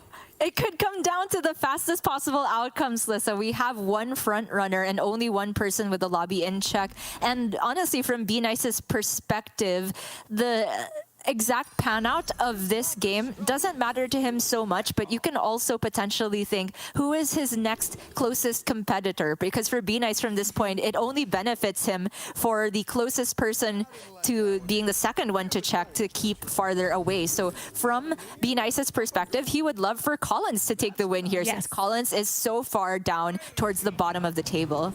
Yep, the other 2 players are actually quite high. Hoff is at 12 points. Therefore, he could get up to 19 and then put the lobby in check next round.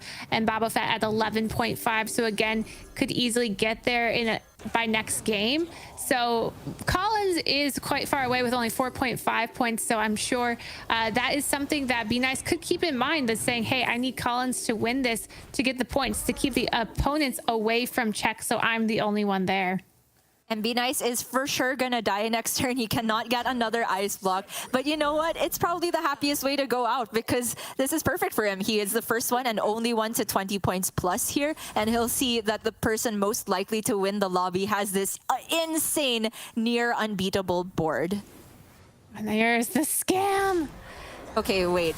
If Be Nice even wins this, then that would be insane. I just noticed Collins doesn't have a Pyro Spawn here, so auto defense matrix on some Venom Strikes could still potentially be scary here. Collins has left the building though, or rather his chair. It's like, hold on. He knows these Ready animations. for my high APM next turn. He's just got to wait this out. And he can't. Oh, our first damage to Silas going down to 31. Hoff on the Yogg. Yeah, we don't need to watch the other game, do we? I mean, we can go watch Hoff. I don't mind. I think we know what's going to happen here.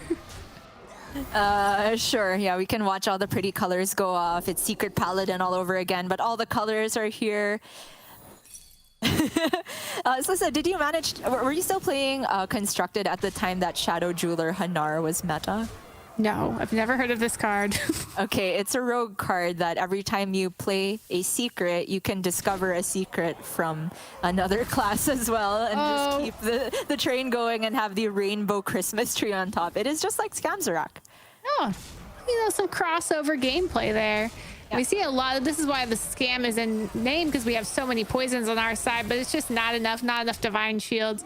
And Be Nice is going to go out into 4th. Not 3rd, because we saw Boba Fett and Hoff. No one died over there. So Be Nice with that loss, but probably pretty happy because he has now put the lobby into check. Literally the best loss of his life. Like, some people say, oh, this is a good loss, I only took 5 damage, and I'm like, no loss is a good loss in Battlegrounds. You just want to win every single time. But I've seen the exception now. Be Nice is the only one with the lobby in check, and the strongest person in the lobby is the one that's farthest away from catching up to him. It's the perfect situation. He's maximizing his time to try and get that first place, but we don't know how our players are going to react to it. And for now, Collins has to focus on making sure that he can truly seal this lobby right. There was a chance that he could get scammed a while ago because he didn't have the pyro spawn, and he currently still does not have it. Yeah, but he has a lot of money in hand and not a lot of time because he had to face the secret hero. So he has to work as fast as possible, making the most optimal plays with what little time he has. Just trying to buy every battle cry possible here. Seafood Slinger has been discovered. I mean, yeah, I wonder if he even has Prester on his mind, but we know that the Yogg wasn't terribly strong, so it isn't a concern very much this turn, especially with the double golden Caligos. Yeah, this is just infinite scaling for Collins, honestly. Oh, a Divine Shield in the shop! He has one Amalgadon that needs it. It's a beautiful way to end this turn. Yeah. Perfect gold expenditure. He might buy the battle cry. Okay. I was like, okay. He's thinking about not doing it. But yeah, he's going to end on this Nadina here. Yep. Almost the entire board golden. Side. That's like what? Poor Hoff. I tell you not to be intimidated by. You're like, oh. He just sees his board, but with roughly 5 times the amount of stats on each minion. Yeah. Oh, God. All right, then that will be Hoff going out from 20 to 0 here, because every minion on board for Collins is at least tier 5. Okay, kills one Amalgadon. A round of applause. Deserved. Oh, but yes, this is gonna come down to just Collins destroying the lobby. 37 damage. Putting Collins and Boba Fett top 2 with the Silas and the Maiev. So good greedy heroes were winning out this round, where some of the safer heroes maybe not so much. Why is there still a secret on the Kel'Thuzad? I'm confused. Oh, because of his buddy. Oh, buddy probably right, yeah. Competitive spirit. The ghost has an ice block or competitive spirit. That's pretty funny. Oh, yeah, it's competitive spirit from the buddy. So yeah, we have this infinite Peggy going on right now, but this isn't going to be enough for Divine Shield Amalgadons to handle unless he can triple his Selfless hero. He does find Nadina, but doesn't have Amalgadons yet, so it's not going to do much until he finds a bunch of Amalgadons, and it all just depends on how fast he can play, because Silas is infinite gold as long as you're fast. You have to just play as quickly as possible. And what is Boba Fett's APM like? Yeah, but I wonder how many Amalgadons are even left in the pool here. And even if you were to hit them, only 2 minion types online. At this point, with 28 seconds left, as Babofat, I feel like I would just cop out and start taking selflesses here. These are effectively poison as well. A lot of his minions have a lot of attack on them. But I don't think these Peggies are quite scandalous enough to beat what Collins has going on. No, they are nice. Not there. He has to decide how he's going to end. Is he going to sell out of his buddy? Probably needs to, but he's just waiting to the last moment to do so and then end on some tech cards. Puts it the Zap, trying to get through to the Prester Pyrospon or a Nadina. Doesn't get out of the buddy, though. Thinks he has enough health to last a second turn, but do we actually think he has enough health? I don't think so. This could be like 31-0. It's very realistic. I think all of these are 6 drops and they have Poison Divine Shield. Okay, 1 Amalgadon goes down. 2 Amalgadons go down. 3 Amalgadons down. 24. Okay, he's alive at 3. That's barely. He did have 1 extra turn with the buddy, so he was correct in his play. Okay, 90 seconds. Is he gonna give up? There's no he's giving not. up in Battlegrounds. No. Doesn't have a lot Never. of space. He just burns his prize. He did.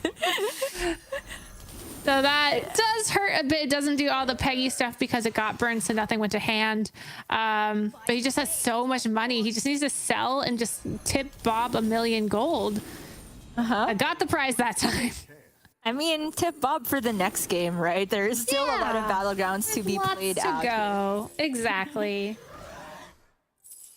Okay, while we see Babofat kind of going through the motions and enjoying the numbers going up, we can sort of talk about the implications for this, because we already know that Collins is going out with 7 points this game, and Babofat is going up with 6. So that would put Babofat to 17.5. He's within contention of also getting into Czech, just kind of close to Ken and Hoff in that regard. So even though Be Nice is currently the only player with the lobby in Czech, there could be 3 or more players joining him after that, and then Collins will go up to 11.5. Amalgadon! Oh! Dream! Yeah, so he will be putting the lobby in check. I do want to point out too, we were talking about how Be Nice is the only one who's put the lobby in check. He's also our #1 player for the most amount of first places. I think you can win this thing. That means that he is very much comfortable with going for the big wins when he needs to. Like we saw him here going for Akazamzrak, which is very smart for his position going into this game, which he knew he just needed a top 4 in order to make sure he can get that first condition of the tournament satisfied. He absolutely has now, and being the first one in Czech without anyone joining him means that he has a lot of leeway. But now we get to see exactly the thing that we've been hyping up, Slissa. How do people adapt? How hard are people going to grief Be Nice towards the end? How nice is everyone going to be nice? I don't think they're going to be very nice to him, and I wonder how nice they'll be to each other, though. They might be nice to Pampada. Say, hey, I'm going to slough off this. I'm gonna put all my high attack minions far right and let you win this out so that you can, be greedy and get first place this game, so Be Nice doesn't. That's another thing you can do, is just be nice to the players who aren't in Czech contention. We have 3 players in Czech contention: Babo, Hoff, and I missed the other one. Ken. Yeah. It was Ken. And again, Be Nice, our only player who has put the lobby in Czech, just needs 1 first place to end the day. That is right. This day is not ending until we get a champion with a first place to close it off. It's going to be ending on a high no matter what. But I think it's just the calm part of the tournament over now. Be Nice is going to have a very long road ahead of him, because players will know that he is public enemy #1. He's going to have a target on his back. I am so excited to see how it pans out.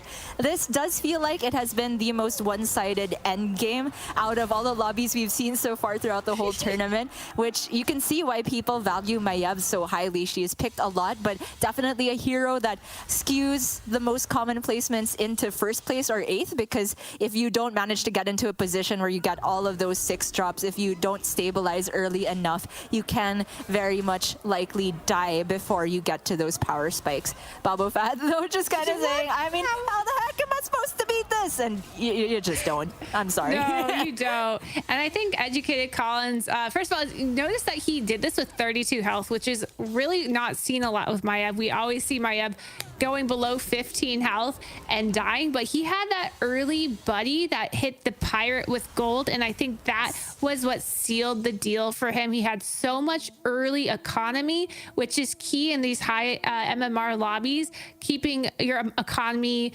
high and just in a good position. So I think that was the turn that Collins won it, honestly, just hitting the pirate.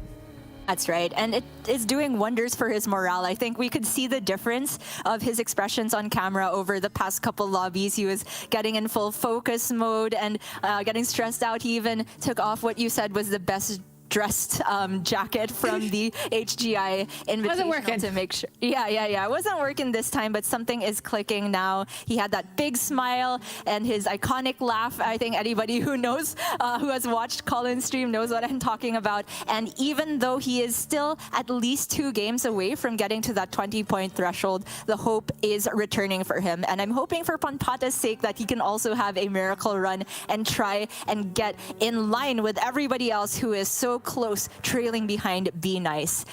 Lissa, this is getting so exciting now. How hard do you think people are going to grief Be Nice starting next game?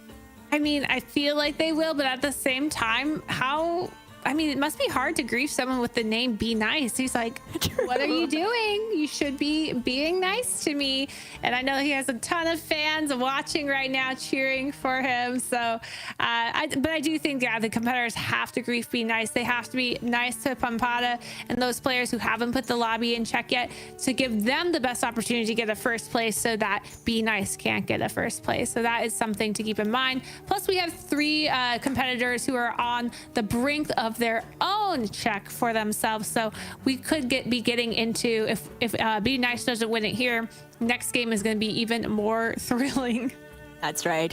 After this break, we are entering the bona fide second phase of our finals here. The check format really going to start showing its true colors, so do not go anywhere. Right after this, Lobby Legends Raid Leaders will continue.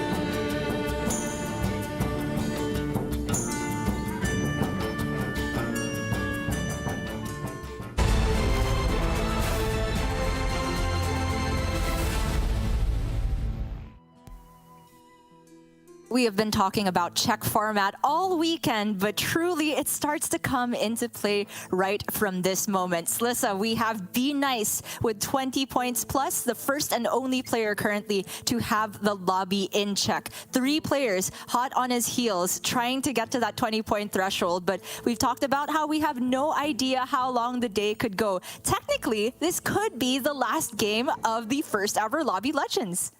I hope it's not, but it could be. We see Be Nice has hit Elise, who is a first place hero. Not sure what other heroes Be Nice had. We had a little bit of a whiff there, but Babu Fat, who is in contention for putting the lobby in check next turn, he just needs 2.5 points, so not a lot. Just needs to get above a sixth place. He needs to get 5th or better. 5.5, but not a lot of great heroes here. There are no mechs in the lobby, so with Curator, he will not be able to put modules onto his Mishmash or his Amalgam, but that is what he goes for. Also keep in mind, no demons, no elementals, but those 2 minion types don't really do as well with the Curator, so this is still a good pick and gets the excellent Murloc in the beginning. Got word from Sottle that Be Nice really didn't have any other decent picks, so the Elise was pretty straightforward for him. And it happens to be, like you said, a hero that is very much capable of taking first place. But within that sort of vein of heroes, we are seeing Collins running it back on Maiev. Yeah. We see a Zephyrus here, also very much capable of taking first. We see Ticketus, that's another first place hero. We see Reno, which could be, Reno could also be a first place hero. It's going to be very, very exciting here. But with the minion types out, both demons and mechs, these are 2 of the heaviest tempo comps if you want to go for like early damage around tier 4 when you take the tanks or the soul jugglers. You can really grief players if those types are in. However, they're not. So I wonder how people are going to adapt when facing Be Nice. Yeah, I do too. How much they're going to tempo early game, really not go for some greedy tier 5 triples, maybe go straight to the tier 4 triples this lobby so that they can just gather as much tempo as possible. We're going to have to see, but I am very excited to see how this plays out. We have a Ticketus and a Hook Tusk, which are heroes we haven't seen a lot of this tournament, and they are decent heroes. Ticketus, one of my favorites in the meta, has a lot of fun with Bran and his battle cry buddy.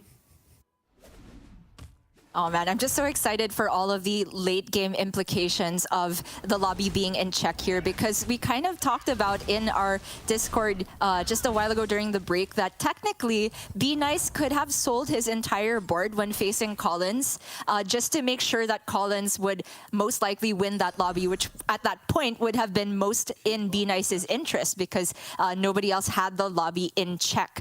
Now we have Be Nice in check, and then we could have an endgame situation, let's say, where it's 3 players, theoretically, Be Nice, X, and Y, where Be Nice is strong against X, X is strong against Y, and Y is strong against Be Nice. We could have X and Y sort of realize that it's to their benefit to have one of them that's stronger against Be Nice, specifically win. And we could have the X player just say that it's just not good for me in the long run to beat Y because Y needs to beat Be Nice, and it would be perfectly legal for X to sell their board to make sure that Y can win. The only thing that is not legal is for the players to communicate that directly with each other. They need to figure it out on the fly, what is in their own best interest.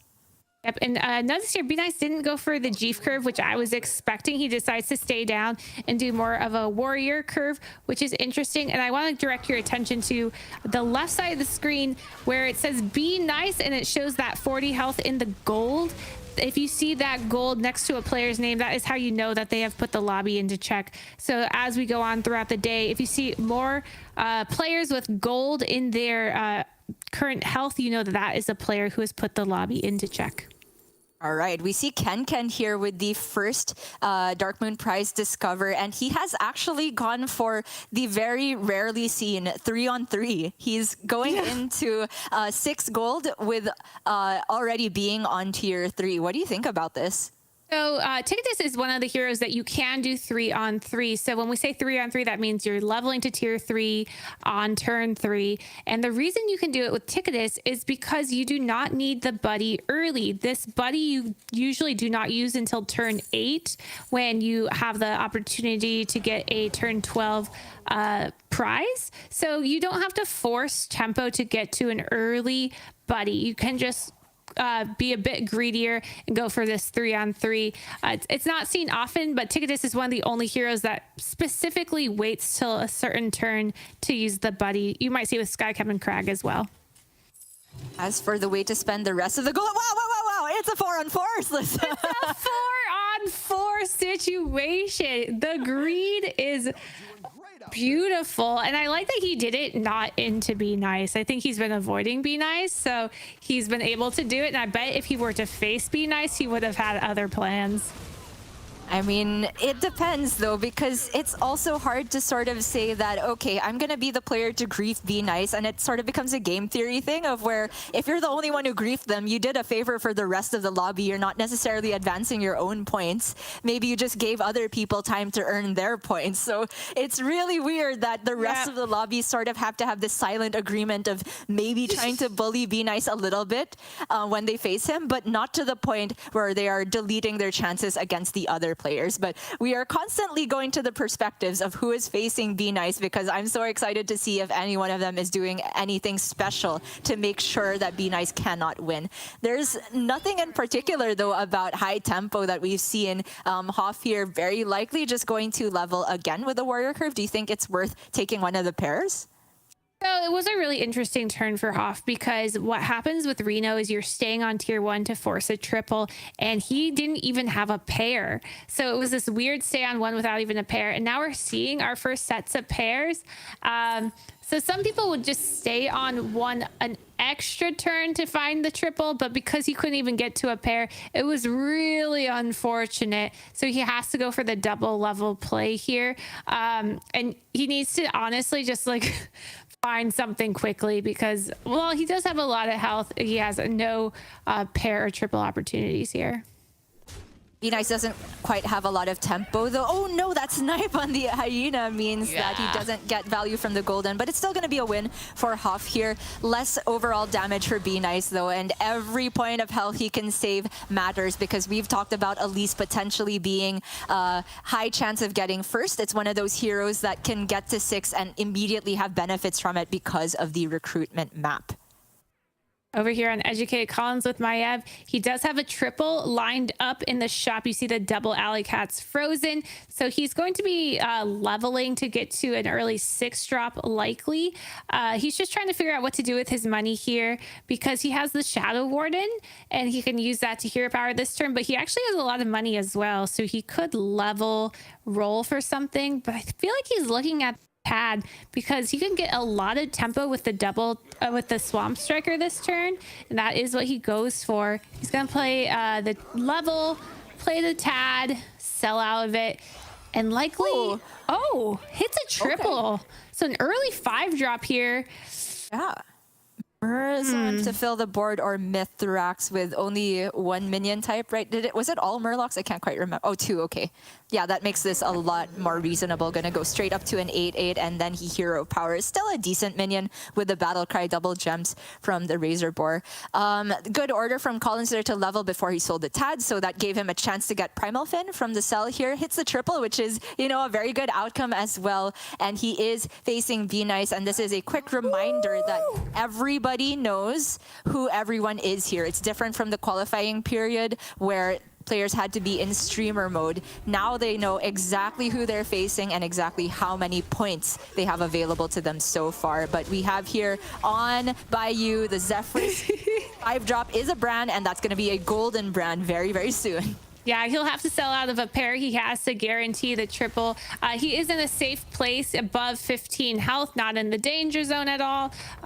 Closest person down there right now is currently Ken, who we saw go to the tier 4 on 4. So we're going to see an early triple here. I'm very excited to see if he hits like an SI7 or a Begurgle. I doubt he sells and levels and holds. I doubt it too. Play. Especially with the Swabby, right? If you have Golden Brand, then the Swabby actually saves you gold if you're planning to level. However, he just rolls over it and hits a different triple instead. So now he gets that triple and uses the hero power for Brand. Like the order on the button animation looked really weird there, but that was the button to triple the Brand. And he gets Murazon. Oh my gosh. Yep. Full board again. That is going to be a lot of money. I wonder if he should have waited to hero power because he could have gotten the Brand from this discover here, though he didn't. Does hit a Razor Gore, which is great because he does have dragons in hand, so that will be scaling, especially with this Twilight Emissary. And I wonder if he waits to play out this Murazon because he knows that the Maiev already tripled, so maybe wants to discover what Maiev has. True. I mean, it's a greedy line, but again, the damage cap is still intact here, so I think it's completely viable. And we have talked about trying to grief Be Nice in particular, but the other way to grief Be Nice is just by playing as hard for first as you can, because Be Nice, anything less than a first will not get him the victory. The points essentially don't matter for him. Either it's first or nothing. So if there's another player that is more likely hitting their power spike early and in a better position to hit first, that is, in a way, still going to be awful for Be Nice and good for everyone else. A tie, which is excellent for both of these players. Not taking damage. We see Be Nice going down to 29 health, not in the danger zone yet. But this Murazon could be interesting because of the Razor Gores on the other, or not the Razor Gores, sorry, the Mithrax on the other side. If he gets a pair of them, he could triple with his hero power. It's one, not great, but has the opportunity to level, which he takes because he is in such a strong position. And we want to point out that Ken is in the danger zone, 14 health, meaning he can go out this round. Very scary stuff. Bayou, as much as I love Bird Buddy, I don't think there's anything worth staying on for this shop. One roll, he could still buy another minion because of the Murazon cash. But Be Nice here, going for a 5-drop discover of his own from the recruitment map. Bran is available. Murloc's on board. He's on 6. He's the first one. Oh my gosh! This is huge. He's the first player to 6. He has the lobby in check. He needs a first place and hits the Bran Amalgadon with numerous minion types in his hand. He can sell out of a dragon to get this done this turn, or he can sell out of a beast, but I'd like to see the dragon play happening here. Wow. I'm still trying to process this. Okay, no poison. It's not a perfect Amalgadon, but he's still so strong. Fix it. He can fix it. There are no mechs, so couldn't fix that. But we see over here, Hoff has hero powered a Hogger, and Hoff playing over in China is going to be cross server playing APM Pirates. I'm very excited to see how this goes down. Hopefully the server is not too big of an issue and he can just attack with those pirates. On the other side, we have what's her name? Captain Hook. No. Hooktusk. Oh my gosh, I thought you said Tess. My brain just farted so hard there. That's okay. I was like, what is happening? Yeah, Kurt over there with Captain Hooktusk. Also having a pirate game, but no Hogger so far. Oh man, he did freeze the Salty Looter in the shop, I believe, so he can get a lot of scaling going with the Hogger. Needs to get out of these Murlocs soon. Hopefully for his sake can find a triple before he has to get rid of this pair. But the Golden Buddy is also going to get him another 5-drop. No additional Hogger, so he's not truly infinite yet, but we shall see how this plays out. Every pirate essentially free because it costs 3, but you regenerate 2 and can sell it for 1 again. Double looter, more pirates, a lot of tempo available, but we do have Bobo Fat also now down to 2 health. Be Nice still above the danger zone, and the only player on tier 6 with a Bran. He could just be giving us all a very short work day, Slissa. No, we want to see more. I mean, I love Be Nice. I'd love to see him win. Ooh, a strong arm in the shop. No brand for strong arm, but it is a lot of tempo. But yeah, I mean, it would be so exciting if he just got this win right away off the check format, but it's not what I was expecting. But he is in quite the position to do so. We see all these pirates being generated by Hoff over here with Be Nice. And Oh my god! Done. Wait, it's golden. Okay. He hits the poison. Goes for the triple coiler, getting them buffed with the mama first. Another my Amalgadon god! is hit. He has a dream comp in the making. This is Like not, it's already made. is this the script? Be Nice wins the very first check format instantly with no competition. He's so much stronger than Collins. Well, Collins is now on tier 6 as well, which is huge. Maybe he can try and contest some Amalgadons, but there's already 4 out of the pool, right? This triple was naturally made. This golden did not come from a seafood slinger, and there's another Amalgadon in hand. So first to Amalgadons has a huge advantage. Collins will not die nor take too much damage because the cap is still intact here, but I thought he was the best hope to try and get first place other than Be Nice, but it looks like Be Nice is just running away with it. And Boba Fett has died. Yes, Boba Fett is out, meaning anyone can die in these next few turns, and Be Nice could be the one to kill them because he can do mass damage being on tier 6. We see he's about to face Bayou, who is playing the golden Bran and is on tier 6, so can find some Amalgadons. Right now, he just has a ton of stats, but that is not enough, and he doesn't have any gold left either. So this is not looking too great for Bayou. Even though he had the great setup, he could be able to still hold on to with his 26 health. He's not too far down. Over here with Kurt, though, he is on Captain Hooktusk. Still no Hogger, but is getting to face the Ghost this turn. Has the opportunity to hero power a 6-drop to try to find Hogger. Instead goes for the 1-drop, probably for economy purposes, making it cheaper to level, which we see so many people on tier 6 now. He probably has that on his mind a bit.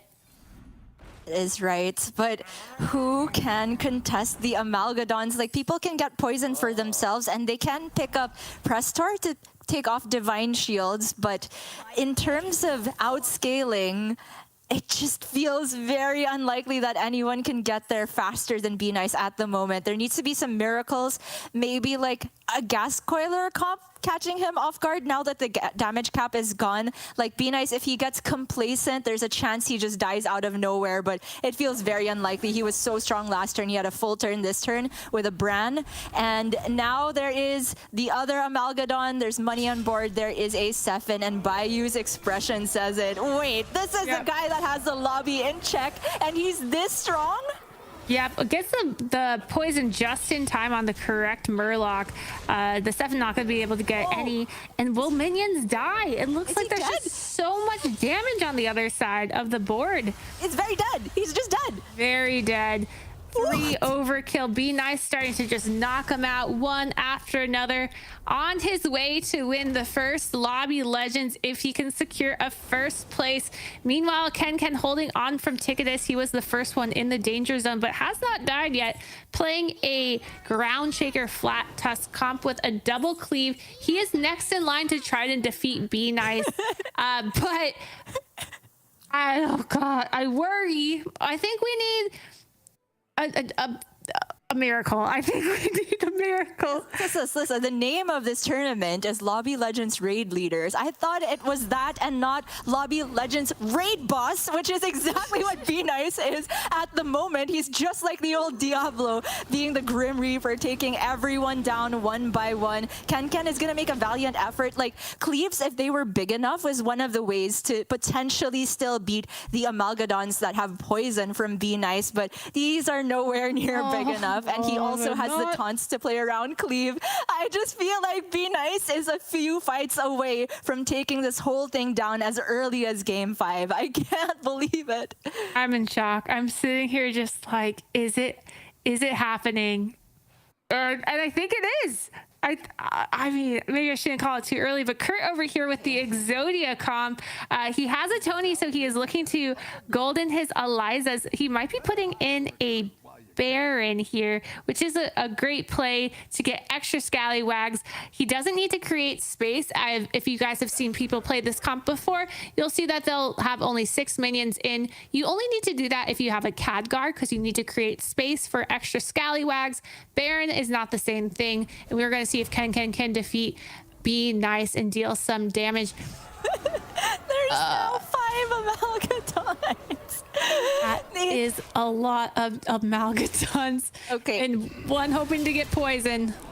Another one goes There down it goes. care of Be Nice. I mean, if anything, he's earning the first place all by himself, right? He's killing everyone. But I'm really glad that we got to see Kurt's board, because I feel like he's the one last ray of hope for this lobby and everybody else to try and take down Be Nice. Because if the stats on the Amalgadons are not huge and they're all taunted, right? Enough Scally comp, if you have Golden Eliza, Golden Khadgar, and a Baron, that can still potentially beat this. Like, they can go through Divine Shields pinged off with the first few Scallies, enough attack there can get there and beat it. But Kurt is running out of time to put together the pieces. Meanwhile, Collins, we haven't checked in with him for a while. He has Golden Brand again, and he's on tier 6, but he's only finding an Amalgadon now. I was going to say he's playing the Caligos Beast Stream again. Our favorite comp. Yeah, our first Amalgadon now. And coming to Collins, getting some reborn. He might want to consider reborning the Gas Coiler for more scam potential.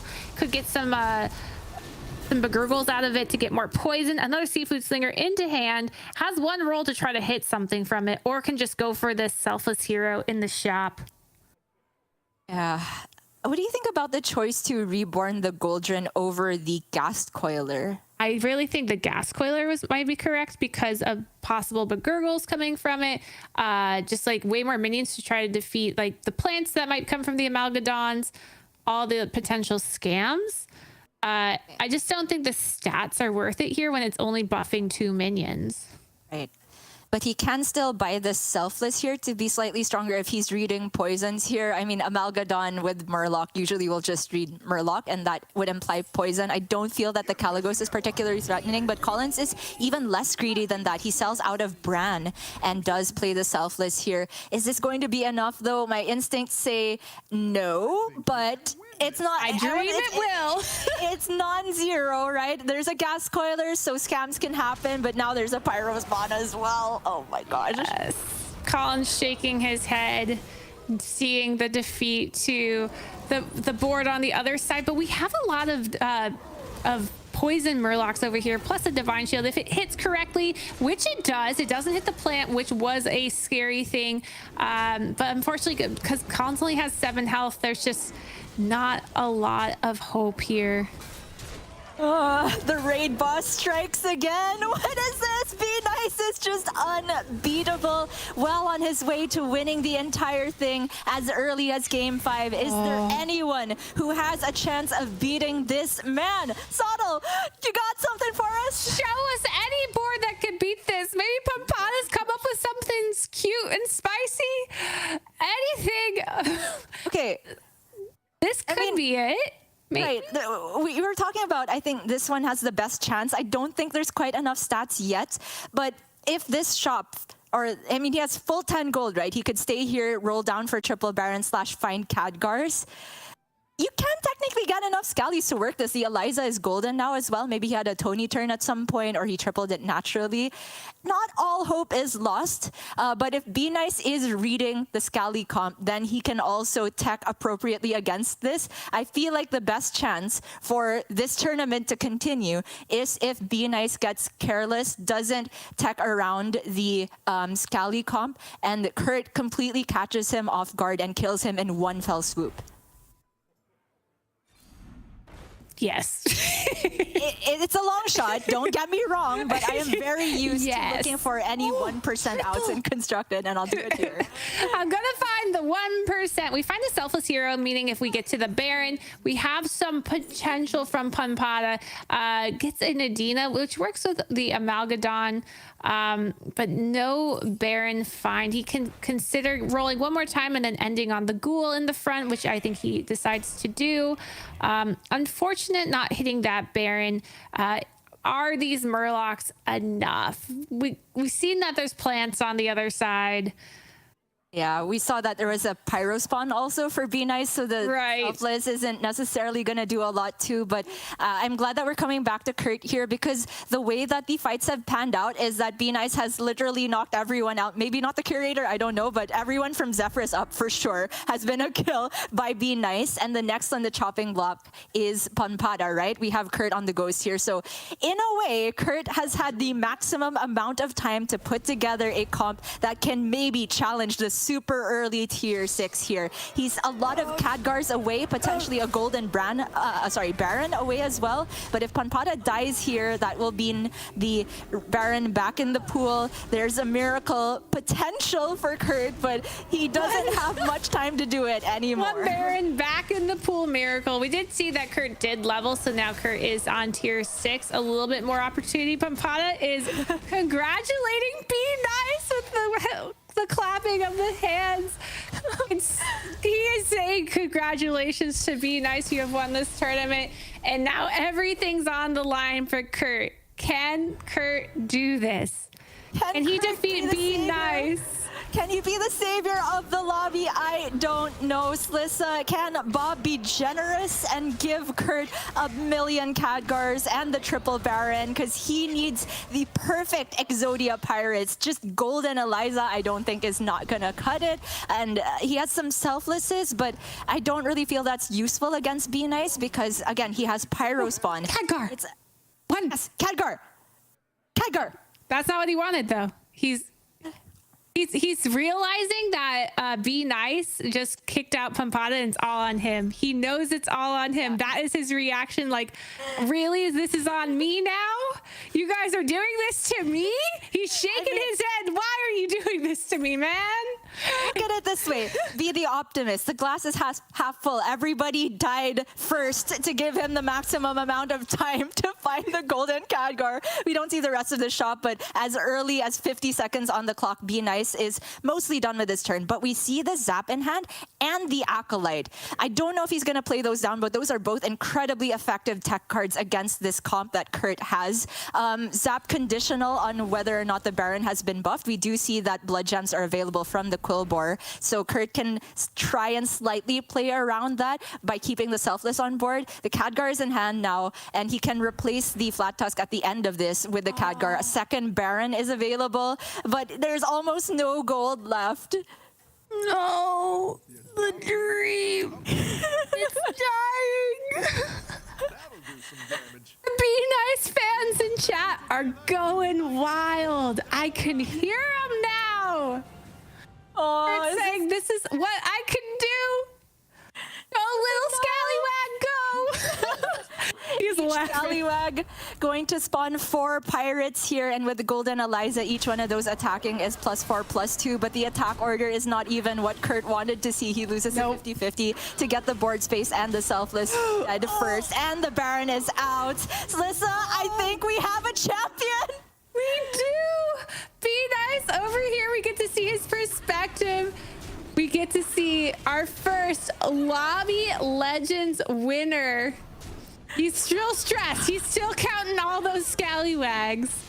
It's like this in Constructed too. The players already on ladder, they know they've won, but until the absolute final call has been, yes, exactly, determined. Can I get some yeps in chat? Yeps for Be Nice. Let's go. Our first 35 ever Lobby Legends check format, and Be Nice takes it in 5 lobbies. Crazy. He just has such a huge lead on everyone else. A first place to lock it out right after he got that 20 points plus threshold for check. And that means now that there's no more chance to earn points for anyone else. So we do have our top 8 locked in order here. Unfortunately, some of our predictions, Slissa, going out in the bottom 4. But of course, it is all about Be Nice. Huge congratulations to him. We saw such a consistent performance right from the get-go during the qualification process, and he's gotten the most first places even prior to today, right, including those qualifications. And he's shown that he's capable of doing it when it matters as well. Yeah, we talked about that at the start of the stream, that he was one of those players to be really concerned about because he got here with the most first places, and being able to secure first place is how you win this style of tournament. And he did it at the correct time and just destroyed one player after another. We were watching this playback, every single one just dying to be nice. Wow, I feel like he took down everyone in the lobby one by one. He truly was the raid leader, the raid boss of the event, and the first ever official Hearthstone Esports for Battlegrounds champion. It must feel amazing for Be Nice. And Slissa, I did get the chance to actually pop in his chat a while ago. He was streaming right before the tournament and getting his thoughts on things. I was asking him, do you think that people are going to grief really hard when one person has the lobby in check? And he said, actually, no, I don't think so, because it's really difficult to say that they're going to be the person to maybe make themselves weaker in the long run just to help out the rest of the lobby in order to give somebody more time to get to check as well. And that's exactly how it panned out. I don't think I saw any like specific plays that you wouldn't see in a non-check format. I don't think anybody really had the capability either, though, because you guys got so strong so quickly. But it's just so impressive to me how that confidence paid off right from the beginning. Everything going according to plan, and that humility now can be thrown out the window. I think it's justifiable to do so. He can gloat all he wants because this was so convincing.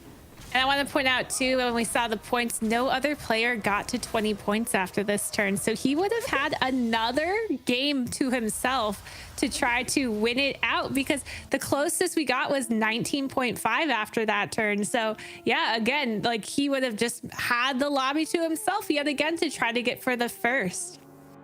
Very, very true. Slissa, thank you so much, but I do have to ask you to step away for a little bit because we have an interview with Be Nice ready, the champion of Lobby Legends Raid Leaders. Be Nice, congratulations! How does it feel? Game 5 only.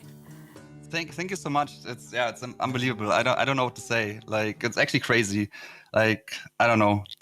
It's mind blowing, to be honest. Like, I didn't expect that I have that I have a chance. Like, I knew I have a chance to win, but I mean it's so tough to win a tournament in such a stacked field, and like so much stuff has to work out in order to win the whole thing. So it's crazy. It's actually crazy. I don't know what to say. It really is. I know that a lot of things must be going through your head right now, but can I pick your brain a little bit about the thought process, how it started out at the beginning of the tournament and how it changed when you got to that 20-point check position? Like when I played my after I won the game with the Cirella, I had like 16.5 points. And I got the hero selection with Zephyrs, and I really like Zephyrs and the secret dude. And I decided then to go for the secret dude because I knew I only need like a few points to make it to 20. So I was like, okay, it's a little bit more safe to get a top 4 with that character than going for Zephyrs. And it worked out. And over the entire tournament, it was just step by step, to be honest. Like, I just played game by game, and I was trying my best, try to squeeze in every stat I can, every advantage I have somehow, and it worked out really well. And my last game, that was really intense, to be honest, because I had like 2 lines. I had the safe line, going for Mama Bear Death Battle stuff. I got a perfect Death Battle setup. But it's not enough to win the tournament with Beast. Right. So I had to go for the greedy line with Bran. And it worked out. Like, I got the dongs. I managed to get the good ones. And like the one turn was crazy when I tripled the dong. And then I had like double gas coil line stuff. And there was so much stuff going on. And it was also a little bit laggy because like I'm sitting in Berlin and I play on an A. So it was not perfect in this situation. And I couldn't do like everything what I wanted because I didn't have the time. But in the end, it worked out. And crazy. Right. Crazy. I'm so sorry to ask this of you, but on the official broadcast, we have to call them Amalgadon. So please use that term from now on. Yeah, I'm not used to that. I'm not used to that. I'm sorry. Don't worry Amalgadon, whatsoever. Amalgadon. You should get used to it. because with a performance like this, I'm sure we'll be seeing more from you. Can you talk a little bit more about your preparation going into the event, even all the way back from qualifying on ladder and the initial tournament? I have to do a shout out for like my viewers know that I'm a big fan of Good Dammit. Like I watched him a lot. He's one of the best players we have, and I learned a lot. Like this was kind of like my preparation.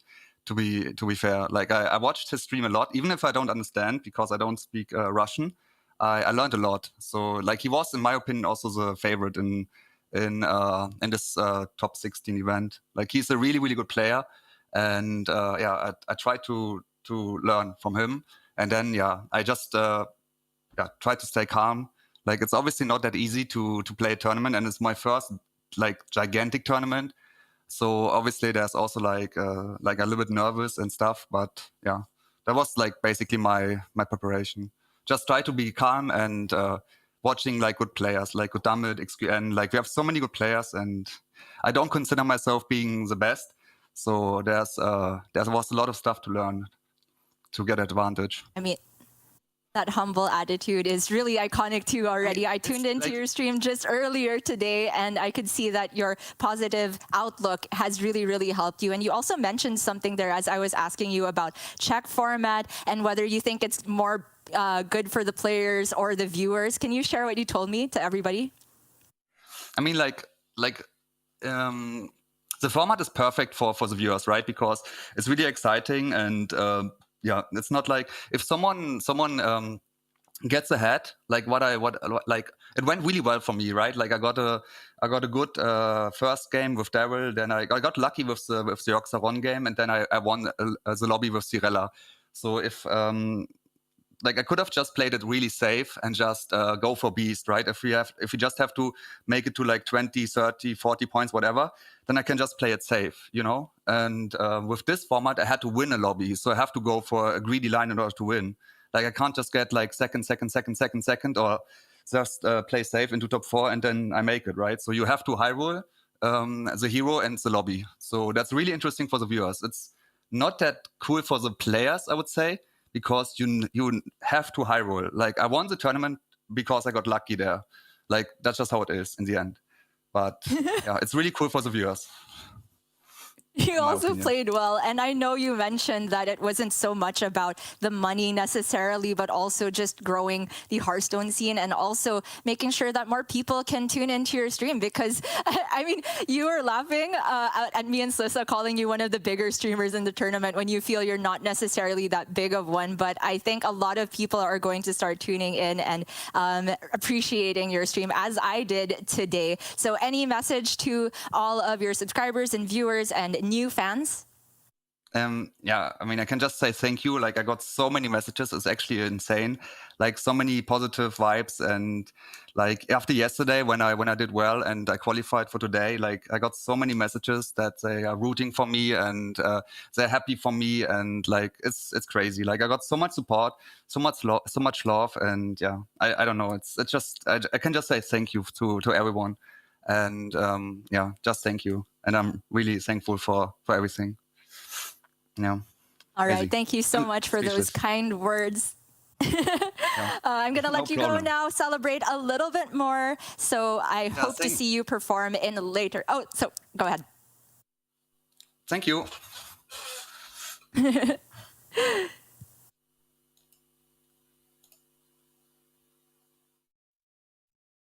And Slissa, I'm not great at interviews. I couldn't tell when he was trying to say something more or if I was supposed to keep going. You did great. And he did great too. It was a beautiful interview. Absolutely. I just haven't seen that dominant of a performance in any game mode for quite some time. Slissa, the event is over much quicker than any one of us thought. And any reactions here? I'm still honestly processing it. I don't want to leave the casting booth. I'm here forever. No, I'm just kidding. No, this was such a great event. I think the check format was so exciting, and I think the audience can agree.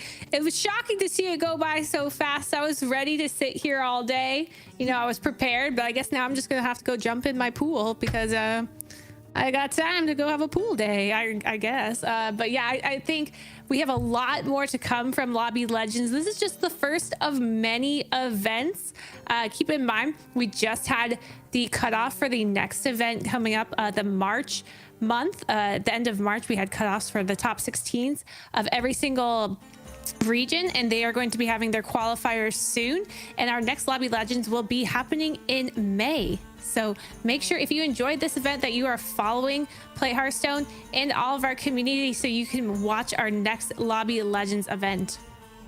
That is right. Our next Lobby Legends in May, that qualification period has closed, but there is an ongoing qualification as well for the third Lobby Legends to be held later on the year. And the dream begins with finishing top 16 on any of the 3 servers. Just as Be Nice did, you can also live the dream and compete to become a Lobby Legend. So I would like to thank everybody for tuning in to this event, especially our co-streamers as well, who have poured their time and effort into sharing their perspectives and making sure that we can bring Battlegrounds action to as many people as possible. Slissa, thank you so much for joining me on the broadcast. Thank you to our production crew and everybody working behind the scenes. It has been an incredible event and a great honor to cast the debut official esports event for Hearthstone Battlegrounds.